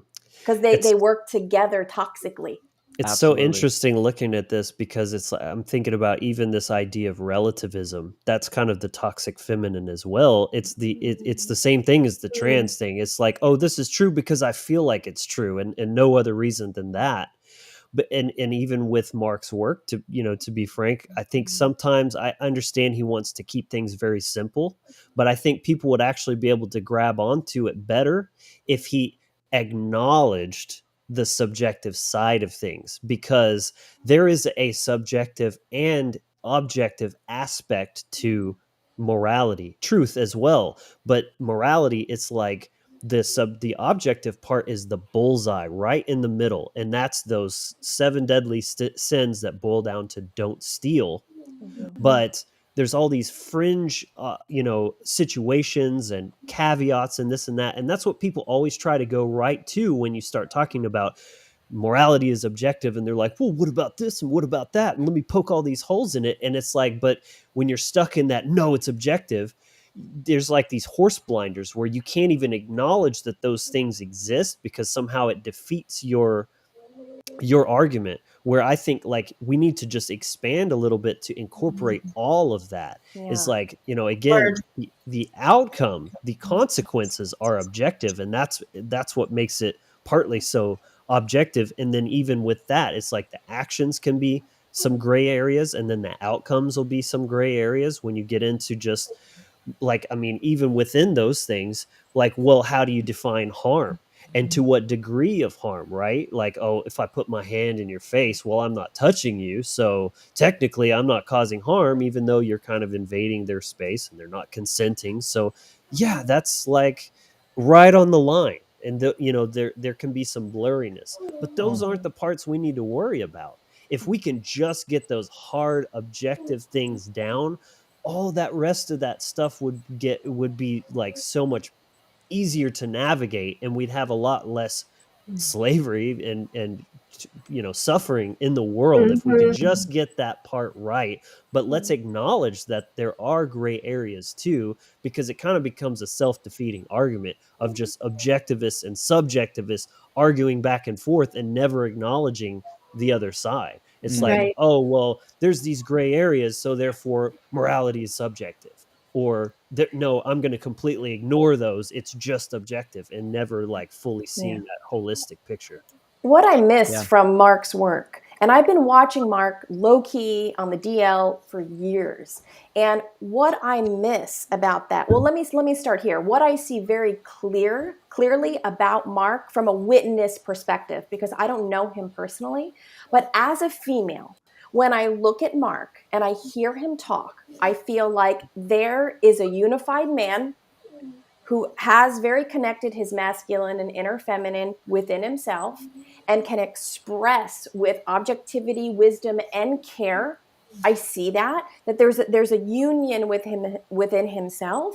But what I miss from the collective group is that feminine energy who's unified in herself as well. There's like an essence of, I always felt personally, this is my own self, that how I was as a woman didn't really fit in with the message, because I was feeling like there was parts of me that weren't permitted in that sort of thought process. Although many aspects of me did feel connected, part of me felt like I couldn't even be seen in this community because I'm really fully embodying not just my inner masculine and feminine, but I want to live in my feminine in this group.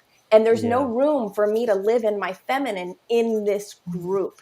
And I feel that it's time, and that there's a calling to expand upon this group, to bring in women who can commune with men so the women can be in their full expression of their feminine. That's what I would love to see I more of. absolutely agree. This There's a is the Interesting. beautiful thing about the human being, right?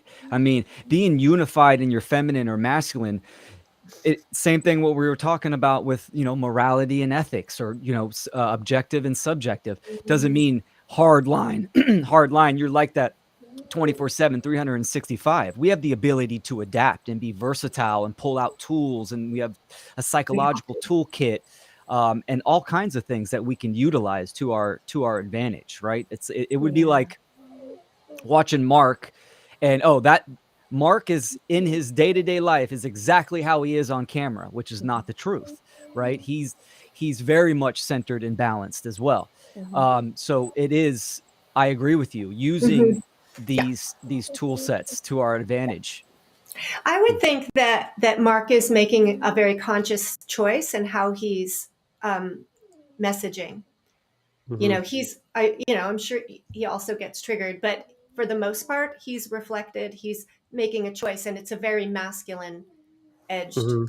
approach. And And I we were welcome, speaking about these pendulum swings. yeah. He seems to have reeled himself in a little bit as of Hmm. late. He's even saying that out loud. He's like, I'm going to get fired up, but I'm not going to just go unhinged like I was doing, because I think Right. he kind of realized it was a bit much and maybe turning some people off and stuff like that. And I can almost guarantee that if you as gentlemen, and I know that, Will, I believe that you're partnered with somebody, and Logan, you may or may not be, but I believe No. truly that you men, if you were to look at a woman who was strictly in her objective nature, she would not be as attractive as a woman who was in her innocence and experience and being really fluid and open in her highest element qualities. So maybe it's just that we're missing like a female counterpart to Mark or something within, to show these levels and expressions.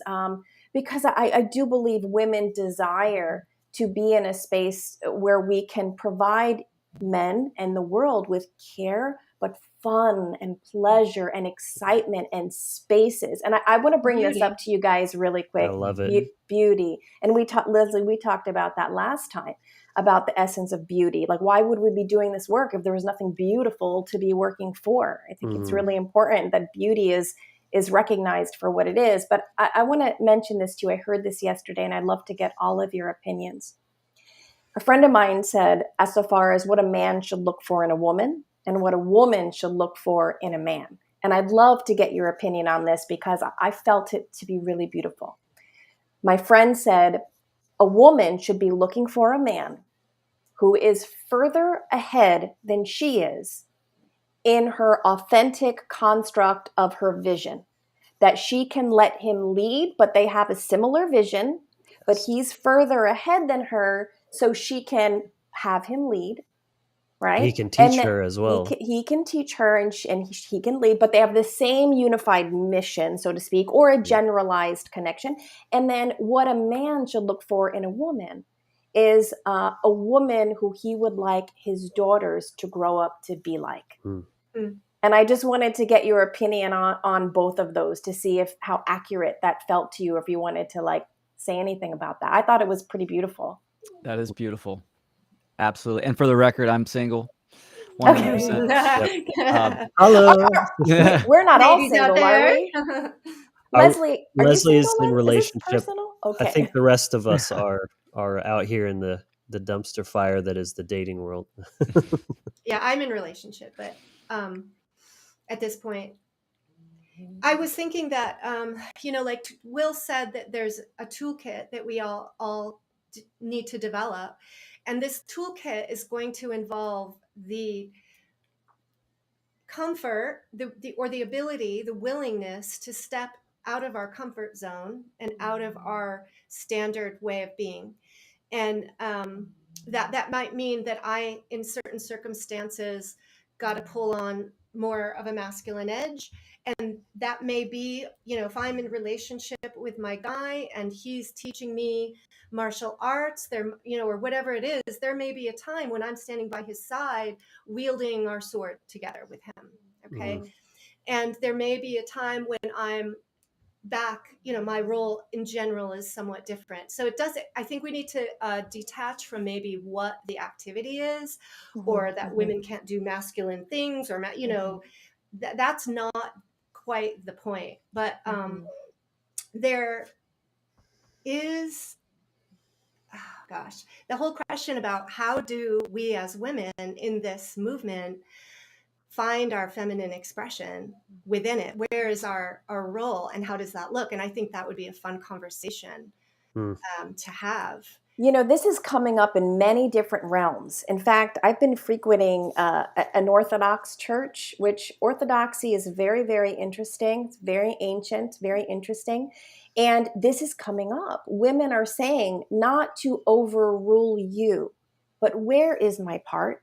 Where am I allowed to show up and to show care? And I think this is a collective desire that women who have committed to the work and who are doing the work and have a generalized understanding is we're actually looking to the men and saying, here I am as a more a refined, distilled version of myself.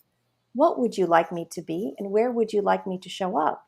How That's can I show up in a way where now we can do this together? that's the attitude right there. Is what you're saying verbally is exactly where it is. It's not, oh, I can do this, let me do that, let me take initiative, let me be assertive. It's, here I am in all of my value, my splendor, everything that I have to offer, and he ideally truly sees you. He knows what you bring to the table, but you're trusting in his vision. Because like what you said earlier, I love that idea of like, he's further ahead, he can teach and he can lead, but their missions are the same, so that she can lean back and trust we're on the same path. I trust where he's taking us, and he doesn't have to worry about this constant push and pull about, oh well, I don't, this and that or whatever. There's that unification there.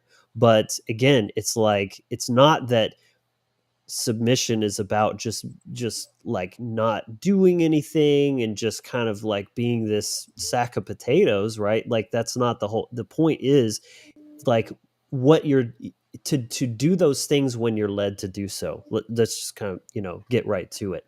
It's like, again, he knows what you bring to the table. You're trusting in his vision of where all the pieces are moving. You don't have to worry about that. You don't have to cumber yourself with all of that logistics and multitasking and stuff. He's got that. And then he can call you to bring a gift or a talent or something, and step up and to do that. It's not about like what your abilities or what you can and can't do. It's just keeping that man to woman frame and trusting he will direct you to do something when it's serving the whole. I know It's that's almost like probably pretty.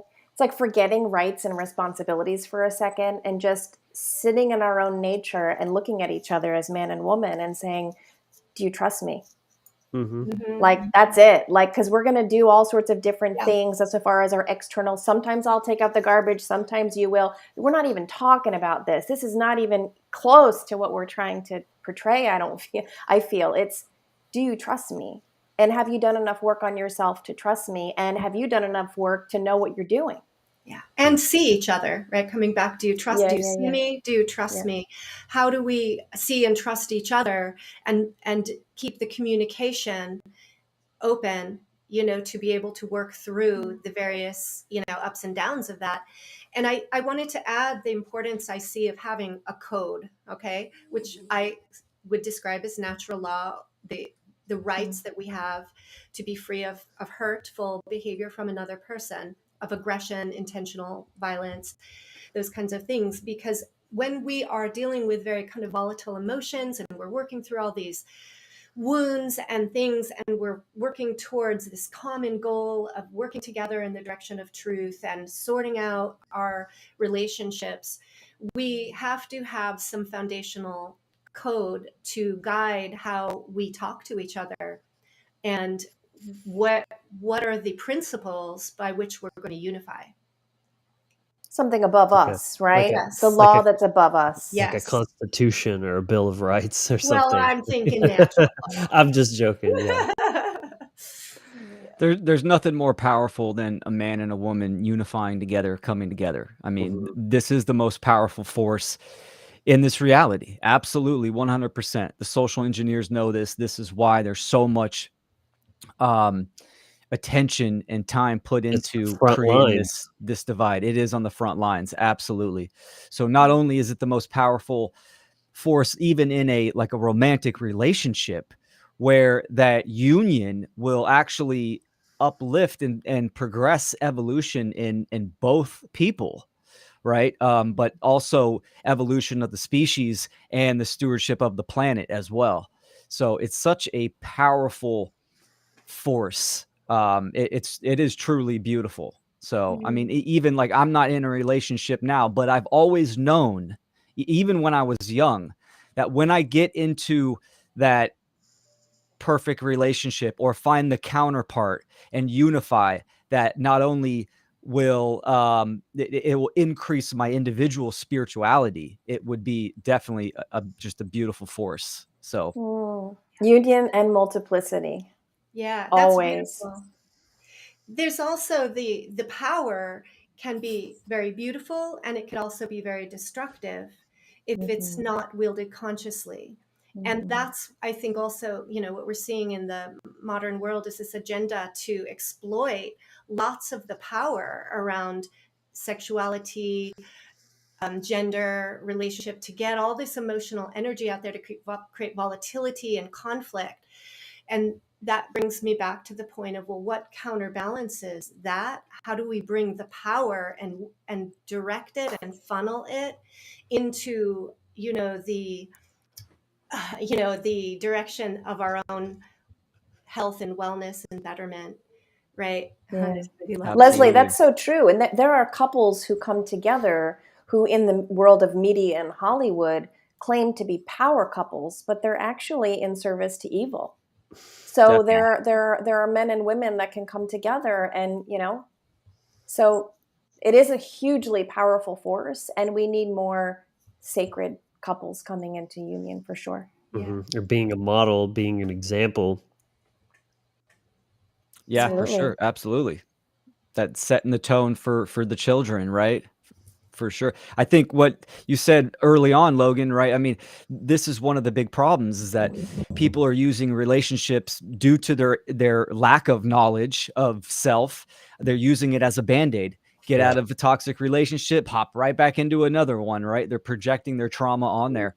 Right. So, and that this cycle continues and continues. Being single highlights their utter brokenness and incompleteness, and they can't stand it. I mean, people these days can't even be alone with their own thoughts or sit in a quiet room. They got to be on their phone or something to distract them from all that internal chaos. And Yeah. I think Yeah. that Huge relationships point. nowadays are the ultimate drug, the ultimate heroin, the ultimate escape and bypassing of that inner work Codependency. that needs to be done. Yeah. Exactly. Online I'll dating second doesn't that. make it easy, right? It actually speeds No. the process up. Oh Yep. God. So, Yeah. Speed dating, speed swipe right. dating. I don't know if you guys experience this, but in relation to the chakra system, I had to really do work and move myself up the ladder, Jacob's ladder, right? And hit that awareness of the spiritual realms. And I had to overcome a lot to really be connected spiritually. And one thing I had to overcome was this lower nature of my anima, the lower nature of it, overcoming sexuality that's not divine, overcoming aspects of myself where I was seeing I was getting caught. And like I said, you can see how society and culture has so strategically, I don't know, just plugged in Hmm. trap between like every chakra system. It's like trap. Let me try to give you all of the things that are going to keep you stuck in that, and I'm going to capitalize off of you. So it really is an incredible, the hardest journey I've ever taken. I could have never imagined that I would be on this journey. It supersedes anything else I've really experienced. But I know in my heart it's a gift to be on it, and I'll always commit to it.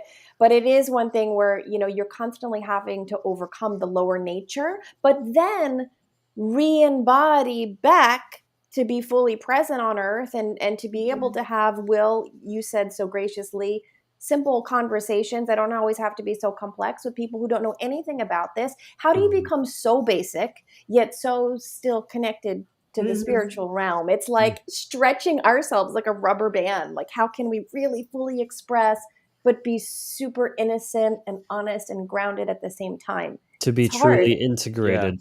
That's what I would say, is Yeah. to truly embody that, to truly be integrated, and then to understand yourself and these operational dynamics so well that you can, as Will beautifully puts it, simplify the profound. You know what I mean? Just condense it down into a simple way. When Stephanie, you and I, we were having a private conversation, that really struck me what you said about, remember, like, what we're talking about here is very, very advanced. And I'm like, yeah, I think I take that for granted sometimes. Yeah. I don't Yeah. mean to sound pretentious or something like that, but I do have a natural just ability to grasp the nuance of things and like see that high level thing. But then I get so far up there in the clouds that I kind of almost lose that ability to take it back to like explaining it to someone as if they've never heard it Mhm. before, or trying to expect them to be able to just grab right onto some calculus when they don't even know basic algebra. Right. You have to start with those building blocks and Mhm. go from there. You can't just jump all the way right there. There's prerequisite courses that you have to take. Yeah, Mm. it's like Mark says, like, I think that every one of us could potentially embody a teacher's teacher in this sort of information, like a track to appeal to that teacher's teacher mentality. But how do you still stay completely connected to the 5-year-old on the street who knows nothing about this, and you're trying to be with them in this state of truth and wisdom, right? And it's complicated. And for me, the more information that I was able to integrate and the more opportunities I had within the world, the more I had to look at myself and my own ego and keep setting myself straight and looking in the mirror and saying, like, where are you bullshitting yourself? Where are you getting higher on your own supply? Cut it out, cut it out, cut it out, cut it out. And keep myself hopefully in some state of balance, because again, even people like us, we know this, you start to get that wisdom and then you fly up, and there are teachers I like and I respect, but you can barely understand what they're talking about, or they're so insulary in their group now that they're losing connection with the whole. So it's just a constant Mhm. work in process. But I think I don't know if it's Einstein, but somebody said the true active genius is somebody who can take something complex and explain it to a 5-year-old. Yep. And I think that's been a lot of my work is, okay, I've got all this really cool wisdom that I love to talk about, but how do I keep it accessible so everybody feels like it's for them? If you can't explain it simply, you don't understand it well enough. Socrates. Yes. Socrates, thank Yeah. you. Yeah. Yeah. I can 100% relate to what you're saying. It's 1 foot in, 1 foot out. Even the allegory, the Matrix, right? Neo, through his will, wakes himself up to unplug from the Matrix, yet still goes back into the Matrix to try to influence and create change. So we're kind of doing that dynamic. I mean, I'm a father. The greatest duty, I don't want my daughter to memorize information that I'm talking about. I want her to understand it and Right. discover it for herself. So there is that, there's that process of kind of not dumbing it down, but distilling the information into practical means where it's applicable in the real world and people can see the correspondence. I'm real big on correspondence. This is part of the animist mindset, and you can see it within your own life and your own psyche in the natural world. This is how we can truly kind of embody knowledge and truth. Yeah. And when you're really living the commitment, that resonates from somebody. You can really, I know we're conditioned, like the first 2 to 5 minutes we meet somebody, we already have preconceived judgments and notions about what we like and don't like about them. That's the nature of humans. But I've experienced, as I develop, I can meet somebody and in a very short period of time, I can feel that resonance of like, you're like me, no matter what level you're at. It's like I'm tapping into like their heart or something, or their soul or their spirit. And I'm like, I see you, even though we're barely talking, I see you. And we can, really, really work together or learn from each other. I don't know if you guys feel that, but this resonance is really starting to become so powerful within me where you don't even need to say much. I'm like, oh, you're like me. Like there's something I can't describe. And I'm like, you're like me. I feel it. You're reading the morphogenic field, that field of consciousness and information. And you're able to read into that, really good. So It's the difference between embodying and intellectualizing also, this embodiment of principles and living it experientially has a resonance and a vibration that then others will feel. And that I think is where the power lies, more so than just the intellectual, teaching of things. And I think that we can take this idea to go the next level of how we interact with each other, in network, and then also how we interact with mainstream people, that we hold on to the subjectivity. Because if we're too rigid in the objective principles and we just start, yelling those out, hitting our head against the wall, we get frustrated. And it's our frustration and the resentment and those things that are going to be felt, and how we are being experienced and with each other. So how can we come back and embody the principles and also the subjective sensitivity of the feminine with, the empathy and the compassion and the using appropriate forgiveness and humanness, right? Yeah, go out there. Leslie, Yeah. I'd love to add on to what you're saying is I read something once, and they were saying that the masculine energy, the intellectualization, the masculine energy is the scientist. He's the one who studies and tries to get the knowledge out and across. And what is Identifying he? patterns. Right. What is he studying? He's studying her. He's studying the experience, the one living it, and he's observing, right? It's like, it makes me almost feel to some of the taboos we have, like voyeurism or like certain aspects of like, I'm watching her, right? Like I'm like, look at her. Like I'm so visual. I'm watching her. I'm studying her. I'm trying to figure out how to work with her. And to me, that's what you're saying, Leslie. It reminds me of like the intellectual, like the blend of truth and beauty, or like love and wisdom. It's like this Mm. these two things. And to me, a spiritual relationship feels like the extreme polarity being having room to coexist together. Not having someone like maybe a soulmate who's like exactly like you. It's like really Mm. actually it's complicated because they're your divine opposite. They're your each other's feedback loops.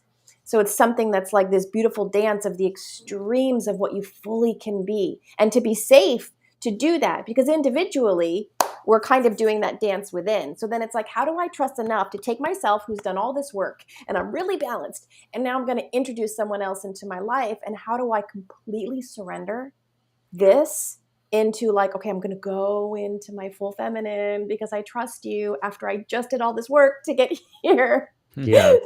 And I then there's always room for visualize play. Yeah.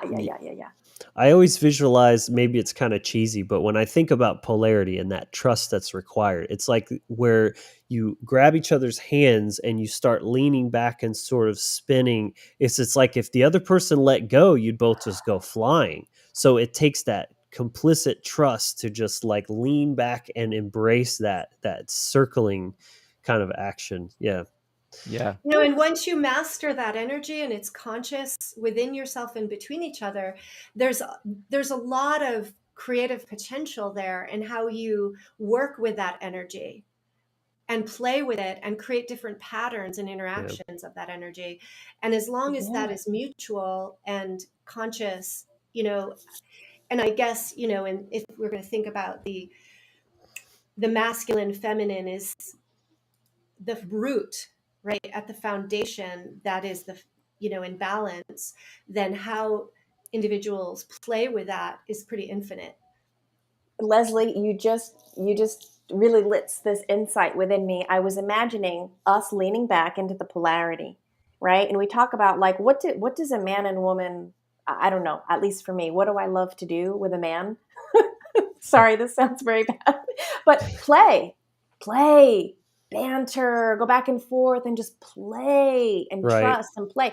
And if we really lean back into we surrender and lean back in the relationship into our masculine and feminine, look at all this space to Yeah. create, to Hmm. play. It's the field. It's the Yes. field. It's like now all of a sudden I'm connected to the field where there's everything's possible because we're so leaned back. We're not like in on each other, non-trusting like this with no space. Yes. You gain That's momentum, the right? leaning back. I love that. Yeah. That'll increase Yeah. momentum. I love it. Great points. Yeah. What do they say? A man can build a house, but a woman can make it a home. Yes, A exactly. woman gives her heart, and a man keeps it safe. Like all Yeah. all these like quotes, we Yeah. can. I mean, why do even observing animals? I was raised on a ranch, so I could see the turkeys, how the male turkeys they chase the female, and the birds fly around and do this dance. It's all part of mating and stuff like that. It's mind blowing.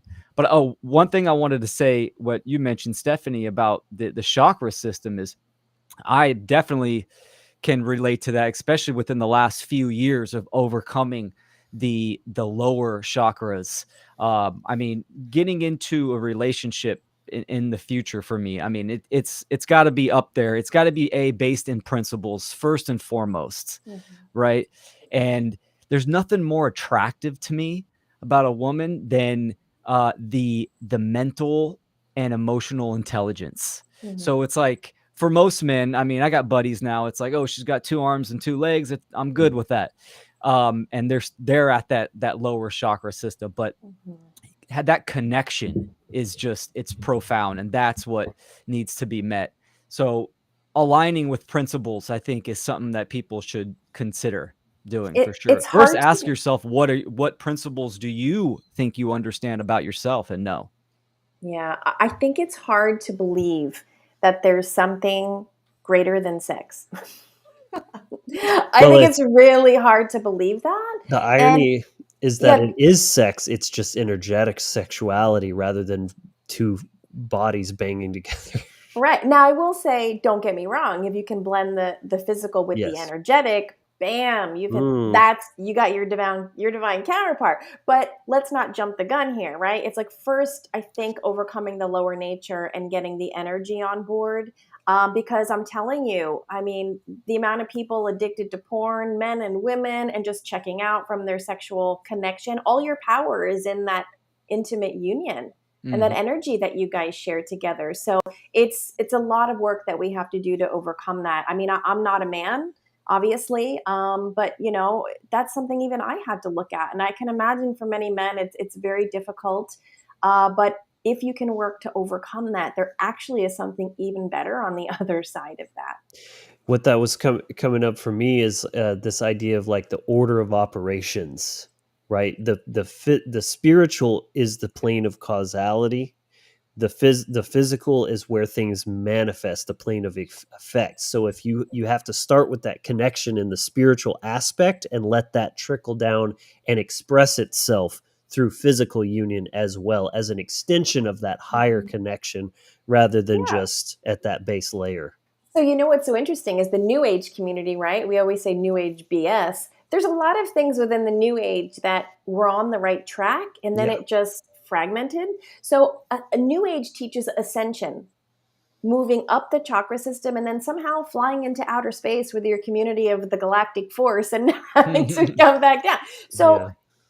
actually, it's like this dissension now. We're in the point of like we've gone up, we've become aware. Now, how do I start from the true hierarchy, the spiritual hierarchy, and work my way down and Mm. live in these different dimensions rather than starting from the ground and somehow working your way up? It ties into what we were talking earlier about how it's some people need to focus more on themselves as Yeah, a, yeah, yeah, from the yeah, martyr perspective. Other yeah, people need right. to like be a little less selfish. It's like if you have to navigate somewhere, the first thing you need to know is, where am I? How am I going to get somewhere and know how to You get are there here. if I don't even know where I'm starting from? And that's the thing, is like, balancing these things out. It's first learning, where am I on this pendulum, on this spectrum, and then where am I trying to get to, and make sure, if you past the stop sign, you've gone too far. I need to turn back around and backtrack a little bit. Yeah, it's like where am I? Like you see on a Yes, map, you you are are here. here. But then it's also like, where do you think you're at? Yeah, yeah. Actually, Well, I think That's I'm very over good. true. here. That's true. Yeah, Yeah. that's great. And that the question of, where are you? Where am I? Start from where you are. That's a foundational principle that I learned for their doing mental health work and counseling and social work. You Mhm. start where every person is. That's the only Assessment. starting place, Yeah. you know? So as we're getting later in this episode, let's pivot towards kind of like the healing and the rift, bridging. First, like, how would you say healing is different for men and women? Because again, let's not homogenize everything. Healing is important, but and there's of course some universal principles when it comes to healing. But how would you say healing is different? I think women are naturally more in the subjective and already more versed in emotional experience and communication, and perhaps more culturally conditioned to share and those kinds of things. And I think that gives a little bit of an advantage for that part of it. And yet, for most women, it's the lack of boundaries. It's that those masculine aspects to strengthen, Objectivity. right? The objectivity, Yeah, right? And then sort of the opposite in a way for men. So there's great almost, point. that's I stereotypical, obviously. That's fine.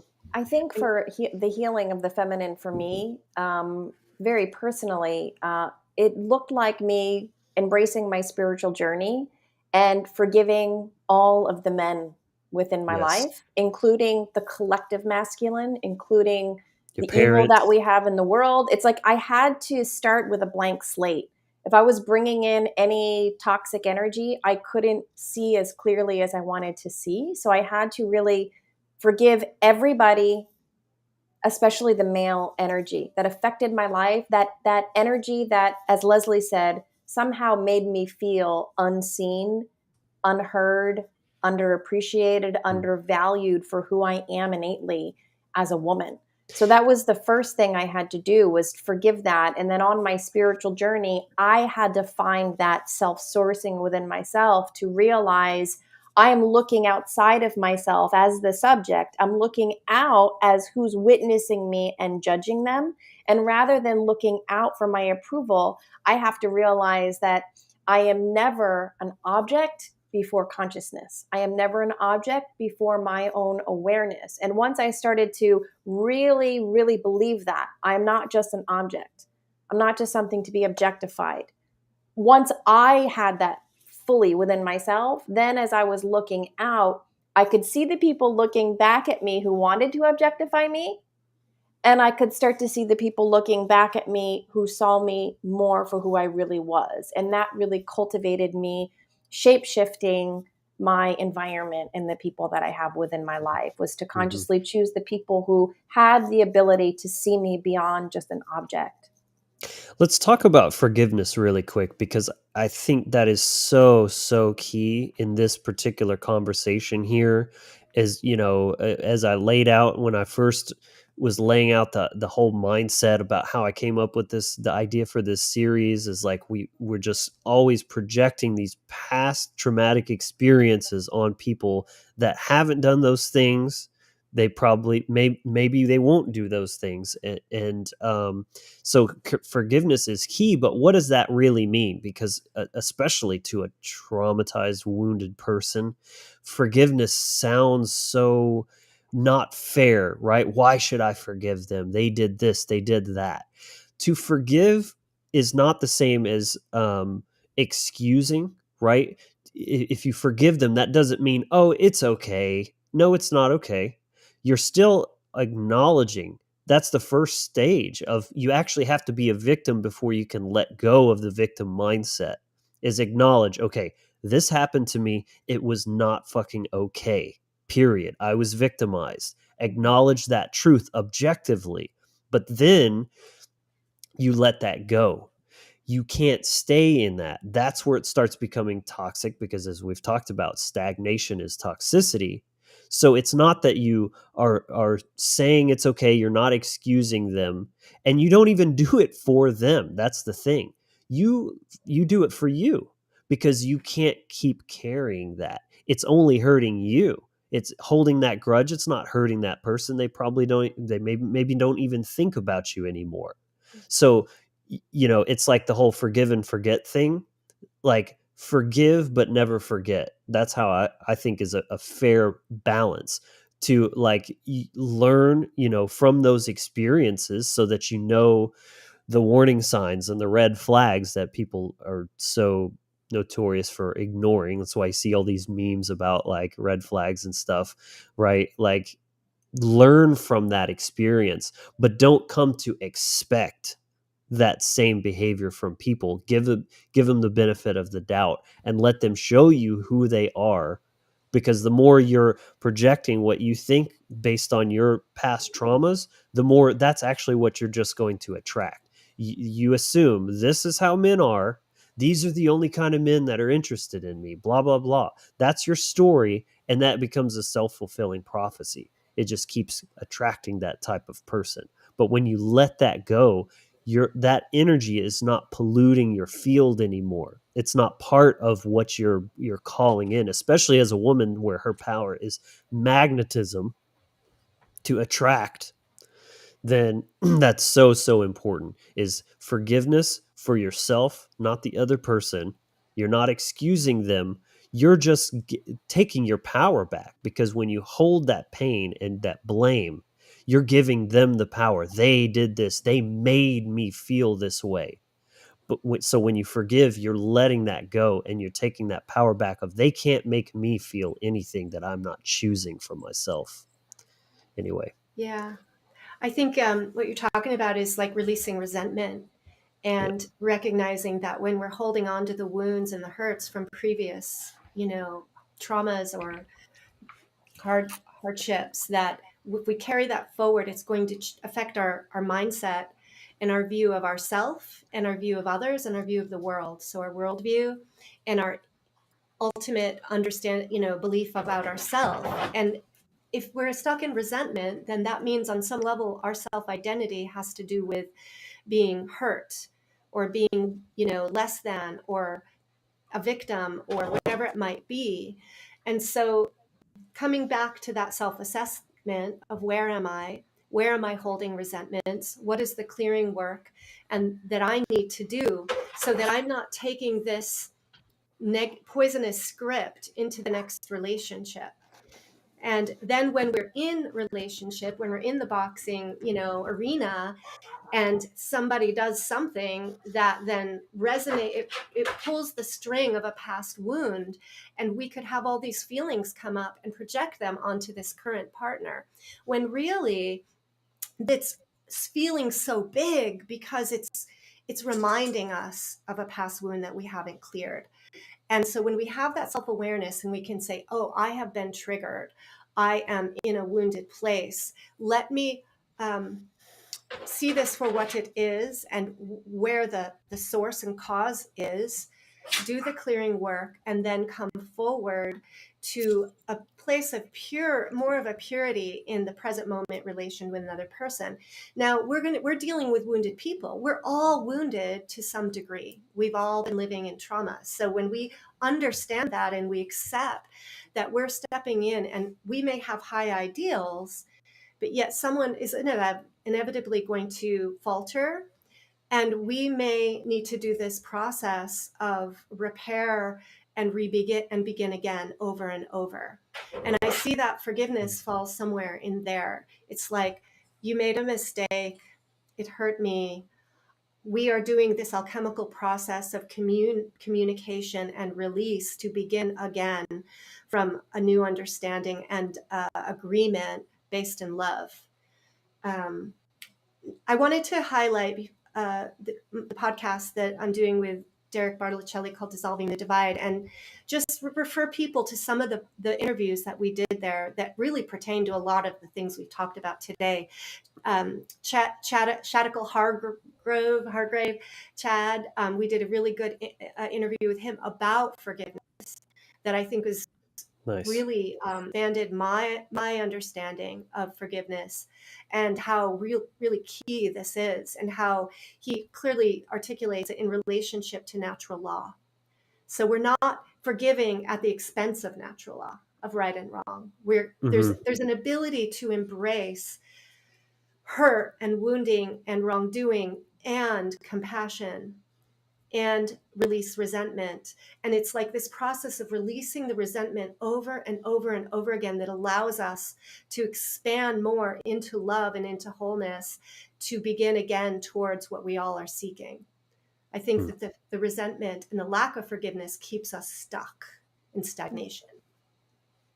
If for a moment I could just take what Leslie said and share it from a different perspective, is I think that most of us have felt what it's like to be in what's called the 0 point, or a balanced point of energy, where you're co-creating and you're working and you're like, oh, everything's good, everything's in alignment, look at where I'm going, everything feels great.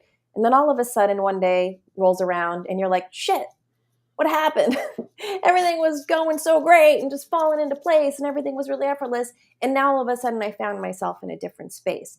So how I kind of look at this, and this idea of forgiveness, is that I'm working towards getting to work with the quantum field more organically, because I see that's where we create. So I want to be in that place of balance where I'm not bringing my baggage, so I can contribute to creating more service for the world. That's what I really, really desire in my heart. So when I've missed the mark, or I've gotten caught in an old pattern, that represents for me as those circumstances where I say to myself, what the hell just happened? Now things have stopped, slowed down, reversed, everything was going.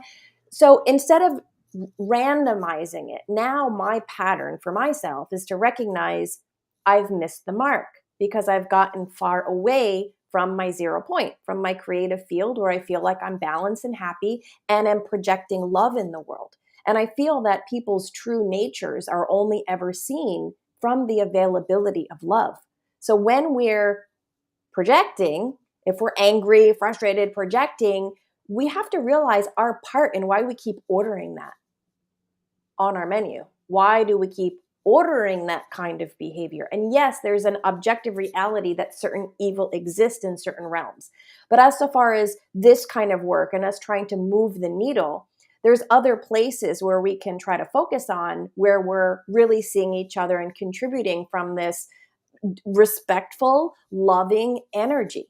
So for me, when I miss the mark, when I feel like, what the fuck happened, or what's going on, or look at that asshole out there, I come back to myself and forgive myself for somehow missing the mark, not realizing something was happening or not addressing something. Forgive myself that I was missing the mark. And then I attempt to go back out in the love with the empty quantum field, the space. Let me just show up with the space. If I bring any bullshit, anybody else's bullshit into my space, it's going to affect my productivity of how I provide service in the world. And this is really hard to work with, but that's the forgiveness and the work I do on myself. So rather than so much worrying about forgiving other people at this stage, that was a huge part of my process. But at this stage, when I'm projecting onto someone else, where I feel the need to kind of forgive, I kind of just come back and say, am I projecting? Have I missed the mark? Because now I'm not seeing in love anymore. I'm seeing all sorts of other stuff in my field. And why is that? Am I looking there? Am I continuing to show up in that space? So it's kind of just, again, this constant, as I'm playing in the world and forgiving people and remembering memories from my past where people wronged me. I get it. Like, so much shit has happened, right? But now, from now, this point forward, like Rodney was saying, like this is a choice point for us right now. Is can we just see more broadly with what has happened within the traumas of our own lives? We've all been traumatized. We all have it. We can see it playing out now. We have that eagle eye vision to see it going on. How can we just day to day kind of commit to just showing up with the space? Let me just show up with nothing. I'm not bringing any baggage with me. Nothing. I'm empty. I'm an empty vessel. Equanimity. Yeah. I want to add something to that as well, and then I'm sure Will has something to add and give him a chance to talk. But I'm so glad you brought that up, Stephanie, because I was definitely had just written a point to touch on the importance of personal responsibility with this, because this is really what you see. Like I said, when you see this stuff online and you're reading threads about relationship stuff, and that it's always the other person. They did this, they were a psycho, they were a narcissist, whatever. And those things may be true. There's nothing wrong with that assessment, but your focus should be yourself and what role did you play in co-creating that experience, that situation, because that's the part that matters most to you, right? It's like you can't control what other people do, but you can control yourself. And if that was allowed to happen, especially if it seems like some kind of pattern in your past, there's something more to that than, oh, you're just the unluckiest person in the world. You just keep getting these duds and these abusers, and oh gosh, how does that keep happening? Well, what's the common denominator in all of those situations? And that's not to make you feel bad, or it's not, is a balance. You have to acknowledge that personal responsibility and that you had some role in that, but also that that's okay. Forgive yourself. Like you said, Stephanie, thank you for bringing that feminine touch, because I kind of sometimes forget that, even just in general on this show. I'm always about personal responsibility, and that's true, but be gentle with yourself as well. Be compassionate for yourself and just say it's okay. Every day is a new day. I can learn from these mistakes and do better next time, and that's the whole name of the game. So really, take personal responsibility and ask yourself, what is it about that I'm doing that is misaligned, that's bringing this on myself? Because it's probably something to do with your self-worth. That's what majority of the time it is, either masculine self-worth or feminine self-worth, which are different, but yet still central and have like universal aspects to them that make them the same, but they show up differently and they're expressed differently. But like for example, having boundaries internally as a feminine is healthy, so that you're not so that you those alarm bells go off in your head when you start seeing those red flags, and you're like, something's off here. Because if you've been through it, especially, it always starts with the small stuff. First they're getting angry, and then they're punching walls, and then they're punching you. They don't just start right off the bat with that, right? So seeing those things early, recognizing them, and having the self-worth to know, what, this is not going to work for me, right? And just flowing away. If you're the feminine, the masculine should be setting boundaries and asserting boundaries. The feminine has internal boundaries, but the feminine to assert boundaries is putting her in her masculine, and that shouldn't even happen. If you're having to set boundaries with a guy, you're already off on the wrong foot, because you can't trust him to set his own boundaries and lead himself if he's doing something that makes you feel uncomfortable. So, anyways, to tie it all together, it's your self-worth, and then how you're expressing through polarity, how you're communicating, those kind of things. It's always the internal world where it starts, and then that expression outwards through correspondence. Excuse me. Excellent. Yeah, I like to, when I think about forgiveness, right? Even the word forgiveness means pardon, to pardon, to forgive. I look at more of as like a release or let go, meaning that you're going to have some traumas that happen to you, childhood trauma, right? That may not be your fault, but your responsibility to heal. You could be in a relationship. I've been in, an extremely horrible, toxic relationship, and absolutely, I have to take accountability and personal responsibility. But instead of forgiving the other person, it's more about taking inventory on the lessons that I've learned and release that negative energy, accept those dark times, and I promote conscious death, meaning that the person that I was mentally, psychologically, emotionally then is now dead. Now I am a new person with those lessons in hand. If you're not learning the lessons, then you're in what? A feedback loop, right? You're going to continue the issues, learning lessons within yourself, and looking out for those red flags. So that's kind of how I look at forgiveness. In a narcissistic culture world, right? Institutions promote narcissism. You're not going to get a sorry. You're not going to get any kind of empathy from that. So you have to work through that within yourselves. Even if someone says sorry, hey, sorry, I was an asshole in this relationship. That still doesn't really mean anything to you unless you integrate the work, right? You actually have to understand that and integrate that, and move forward and evolve.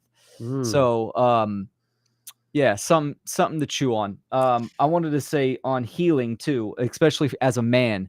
For me, healing the anima, meaning my relationship with my mother. I was fortunate to have a stepmother since I was 3, so I had that mother figure there. But my birth mom was gone all the time, and then interjected back into my adult life, and the relationship was rocky. So I have to heal that. I think a lot of people might not think, well, I just had a normal childhood. Normal doesn't exist. Like we said earlier, we're having a subjective experience in an objective reality. Everyone's experience is different. So looking at that relationship with my birth mother and healing from that was really important. And as a man, mastering those lower chakras of the animalistic base consciousness, and understanding that occultism, that hidden knowledge there, that it's not just sex, it's energy exchange. You are taking energy with you. So you're taking, you can get deep into it. You're taking attachments and all this kind of shit that can have an effect on your whole field. So conquering those lower chakras, lower realms, base consciousness, I think is important for healing to become whole. I think that's so profoundly necessary for our young men and children in today's age. And I'm hoping that somebody is working on exactly what you just said, which is overcoming the lower masculine nature. Women have it differently, but I guess I'm referring to a lot of the sexuality and things like that. And as a woman, I can't speak exactly to that, but it feels so important to me. I would Base say consciousness. I would say for young ladies, young women, what is like, porn for men, right? I mean, it's detrimental, but also the attention from social media for the women. This Mm, is what, Mhm. the TikTok, the likes, I mean, all this kind of OnlyFans, this kind of shit, right? This is what Mhm. feeds Yeah. that mm. unhealthy animus for the ladies. That's Yeah. really hitting me because to understand the masculine and feminine, you have to understand what each of their most fundamental needs is. And the feminine's most fundamental need is to be cherished. So if she's not valued, if the feminine To be itself is served. not value, which it's not in our society, then that's what's driving that behavior, that they need to be seen so bad that they'll go to that links to get it in a toxic way. Yeah. And then the TikTok and all that leads to OnlyFans and then so on and so forth. It just spirals out because it's not authentic. Yeah. If you look at women that are like really stuck, they have their animus possession is just on fire, right? I would bet, I would guarantee that it is a direct reflection on the relationship between her and her father. Same Sure. thing, just like we talked Yep. about earlier with anima and Mhm. animus. It's so profound when you dive into that psychology, and then you see it in the world. Yeah, It's Yeah, another correspondence. yes, yeah, and very as a much. woman who's I don't know, I've had to side more on the masculine aspects in many ways in my life, and felt exhausted by that. And for me, the healing is coming from releasing the need to have like a lot of ambition, really. I mean, ironically, even I'm doing more than ever, but I kind of am more detached from the outcome and from Yes. seeing myself as the leader of it necessarily. And I want to more and more just settle into the feminine aspects of myself, which in our society today, the false toxic feminine is promoted, but there isn't a lot of space or even an understanding or awareness of what it means to just sort of relax into and know and listen to the voice within, right, and flow. It's counter to our society the way it's set up, but that is this my path to healing. What's Mm. very interesting, Leslie, is there is a demographic that really embraces this idealism of the woman as as a, let's say, a homemaker or surrendering to her feminine, and that's in certain religious communities. But now they kind of usurp that, and sometimes that looks unhealthy as well. But there is something that's very because I think it's like it's ancient, it's old, it's the way that we're naturally built to be. There's a respect towards the woman being a homemaker, so to speak. And religion aside, is that I have that same desire. Now, Leslie, you and I are middle-aged women, I would assume, right? So, and we've both been through a gamut of, I'm sure, relationship and trauma and healing. And because culture is set up so predominantly to be suited towards what would be called the unhealthy patriarchy, there are women who have been on this healing journey. And I kind of feel like men as well, but I would love your opinion is I'm yearning to fall into my role. There's a desire and a yearning to surrender, to really be in that and not do anything, not be a homemaker or have a ton of kids, but to really relax and to Hmm. start to shift the dynamic from chronic healing to a little Yeah. more play Yeah. integrated into my healing process. I'm craving playfulness and innocence and the like, for us to not demonize words like purity. I think that even the word purity has gotten demonized. It's like, oh well, Germany, Hitler was based off of purity, and this was based off of purity. But actually, I think there is a light side to us desiring to try to be pure and to be innocent again, like a revisiting of just innocence without all of the freaking baggage. So I have that same desire is, I'd like to be able to soften even more and to really just relax into the rest of my life. Still working on that, but it is a yearning that I have, and it's not something at all that I perceive as weakness. And in fact, women like you and I often maybe get perceived as being bad feminists, right? Because we're saying that we're going back to this agenda of actually, I want the traditional roles in my life. I can honor and respect the essence of what a traditional masculine and feminine can bring together in relationship.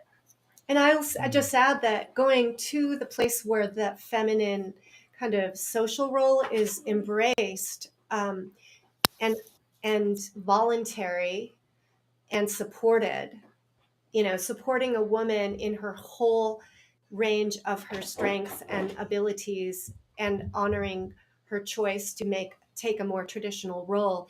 What I see is that women who are choosing more traditional roles are having almost a defensiveness around that to justify that it's not an offense in some way to the feminist movement. And we don't want to go back in time to the 50s because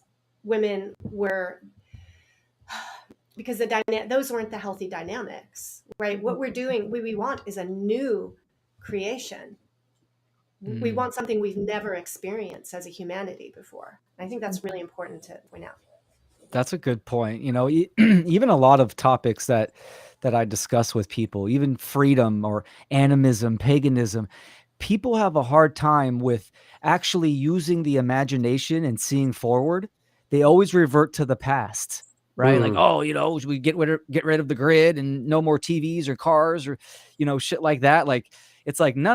Like, it's not reverting back to the past. Like, we're going forward. We're learning the lessons and moving forward. And this is, people have a hard time with this. I think that's, a lot has to do with just the deadening of imagination and the deafening of care of the heart space. The polarities that are happening, polarizations, because people Exactly. are choosing extremes. Yeah, and I also think too that we have a disease of one-dimensional thinking. Yeah. And it's like it's this or that. Everything's binary, and you have to do the work enough to be able to broaden that. It's not just one way. You have to be able to see the levels, the layers, and to say, actually, there may be a time in history where these sorts of dynamics worked, but I think there was some dysfunction around it, or we can improve upon it. So let's take what works and let's re-implement it into our society now with what we know. So it just requires to think on more dimensions than just one. And right brain simultaneously. That's the key, and that's where the magic happens. Yeah. Because you have to use the past as a useful precedent of, well, these were the conditions that did play out objectively, so we can look at that as a test study. But the future is unwritten, so you're not just trying to repeat the past over and over again. It's take the parts that worked and move that forward, but change some variables to get a better outcome. And that's that subjectivity adding in. It's, combining linear thinking from complete, holistic kind of open, free associative thought and stuff. And when I think of the interference theory, that gives me the perspective that's needed here to realize how brand new, what we need to create is. We've been programmed and indoctrinated since the beginning of time. And I'm not so sure that our history is actually super accurate. So in demonizing like what went on in the past, actually, I'm questioning how true that is at this point in my life. Yes. Maybe it was pretty freaking good. Maybe men and women did great, and it was hijacked. I don't know. It could but be. I'm trying to broaden my thinking on it. people trying to oversimplify things. That's ironic. We've been talking a lot about overcomplication, but you can oversimplify things as well. And if you're looking back at history, there's so many. I mean, countless amounts of stories of individual experiences and people doing different things. That's what you get when you have free will. Is it's kind of unpredictable in certain ways, and you can't just make blanket statements about how people were in the past. If anything, they're relatively true observations about kind of like a good enough majority to constitute making a statement, but there's always a spectrum, and some people might have been completely different than what you're reporting. Or like, for example, people think of pagans were just these brutal savages and godless barbarians or whatever have you, and yes, those did exist, and you can look at stories of that, but that doesn't represent what all pagans were behaving like, or that they didn't understand natural law or objective morality or things like that. Mm-hmm. Yeah, really good to question everything. What I miss? Well, I was I talking had to about take a wiki leak. Sorry. I was talking about blanket statements about history and Yeah. how there's always fringe aspects of things, and then I used paganism as an anecdote. Like, people tend to think of pagans were just barbarians or violent or were out Viking or whatever, and that doesn't represent all pagans. Like, Yep. there were those, but there were also perfectly moral, peaceful ones as well. Yeah, that we don't have an accurate account of history, really. We don't know. Well, and it was in the writers of history's best interest to make them look super bad, because now we have Christianity and it's so civilized, and we've civilized the world and all that kind of stuff. Yeah. Ah. Great conversation, ladies and gentlemen. It's been really great. Definitely doing okay on time here. I mean, I think we could keep going, but I have a don't little want to. pressure on my end, just so you know. Okay, time wise, Yeah. that's fine. And I feel So nice and complete. I feel like you Yeah, I did feel really good. well. Mhm. I'm really happy with that. We covered a lot of ground, but nothing too, didn't focus on anything too much. We just kind of covered everything in a sufficient manner. Flowed Gr- very nicely. yeah, Great Dec- information. decent engagement in the chat. Thanks everyone to for being here and participating. If we didn't address your comment or something like that, then reach out to me. I saw Caroline. You asked a question about someone who feels stuck. Reach out to me personally. Maybe we can have a conversation, and I'll see if I can help in some way. But I wanted to kind of keep this more to the topic and everything. But yeah, I think that's a good as place as any to wrap this up. So again, thanks everyone for tuning in and being a part of the conversation. We're live every Saturday, noon Central. Although I've got some things kind of coming up in my life that I may have to put the show on pause. I can't say for sure yet when or how to what degree that's going to happen, but I guess just to like keep that in mind. I'll do my best though to be consistent, but things are going to get a little bit topsy turvy in just my overall setup, and I could be going back on the road basically full time. But I plan to get a full setup with a hotspot and do my shows from the road because I'm committed. But there's going to be some, like a little bit of a acclimation to that. So just keep that in mind. But I'll try to give a heads up or at least post on social media if and when I need to take a little break to handle some stuff. But thank you, Stephanie, Leslie, and Will. Your insights and contributions were incredible. Really just made this a very quality conversation. So thank you for that. And I think we've done the topic justice from parts 1, 2, and 3, covering all this ground. And hopefully this is something that can help people kind of make some shifts, and whether you're in a relationship and that can help your mindset and how you're approaching that, or just how you're handling yourself, how you're showing up in the world, and maybe what you're attracting or not, not attracting or repelling away from you based on where you're at. So with all that said, thank you guys again. I think I've said that.